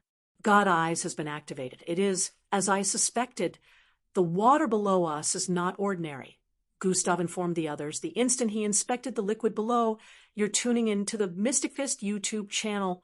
Don't forget to subscribe and join us on this journey to catch the most captivating stories.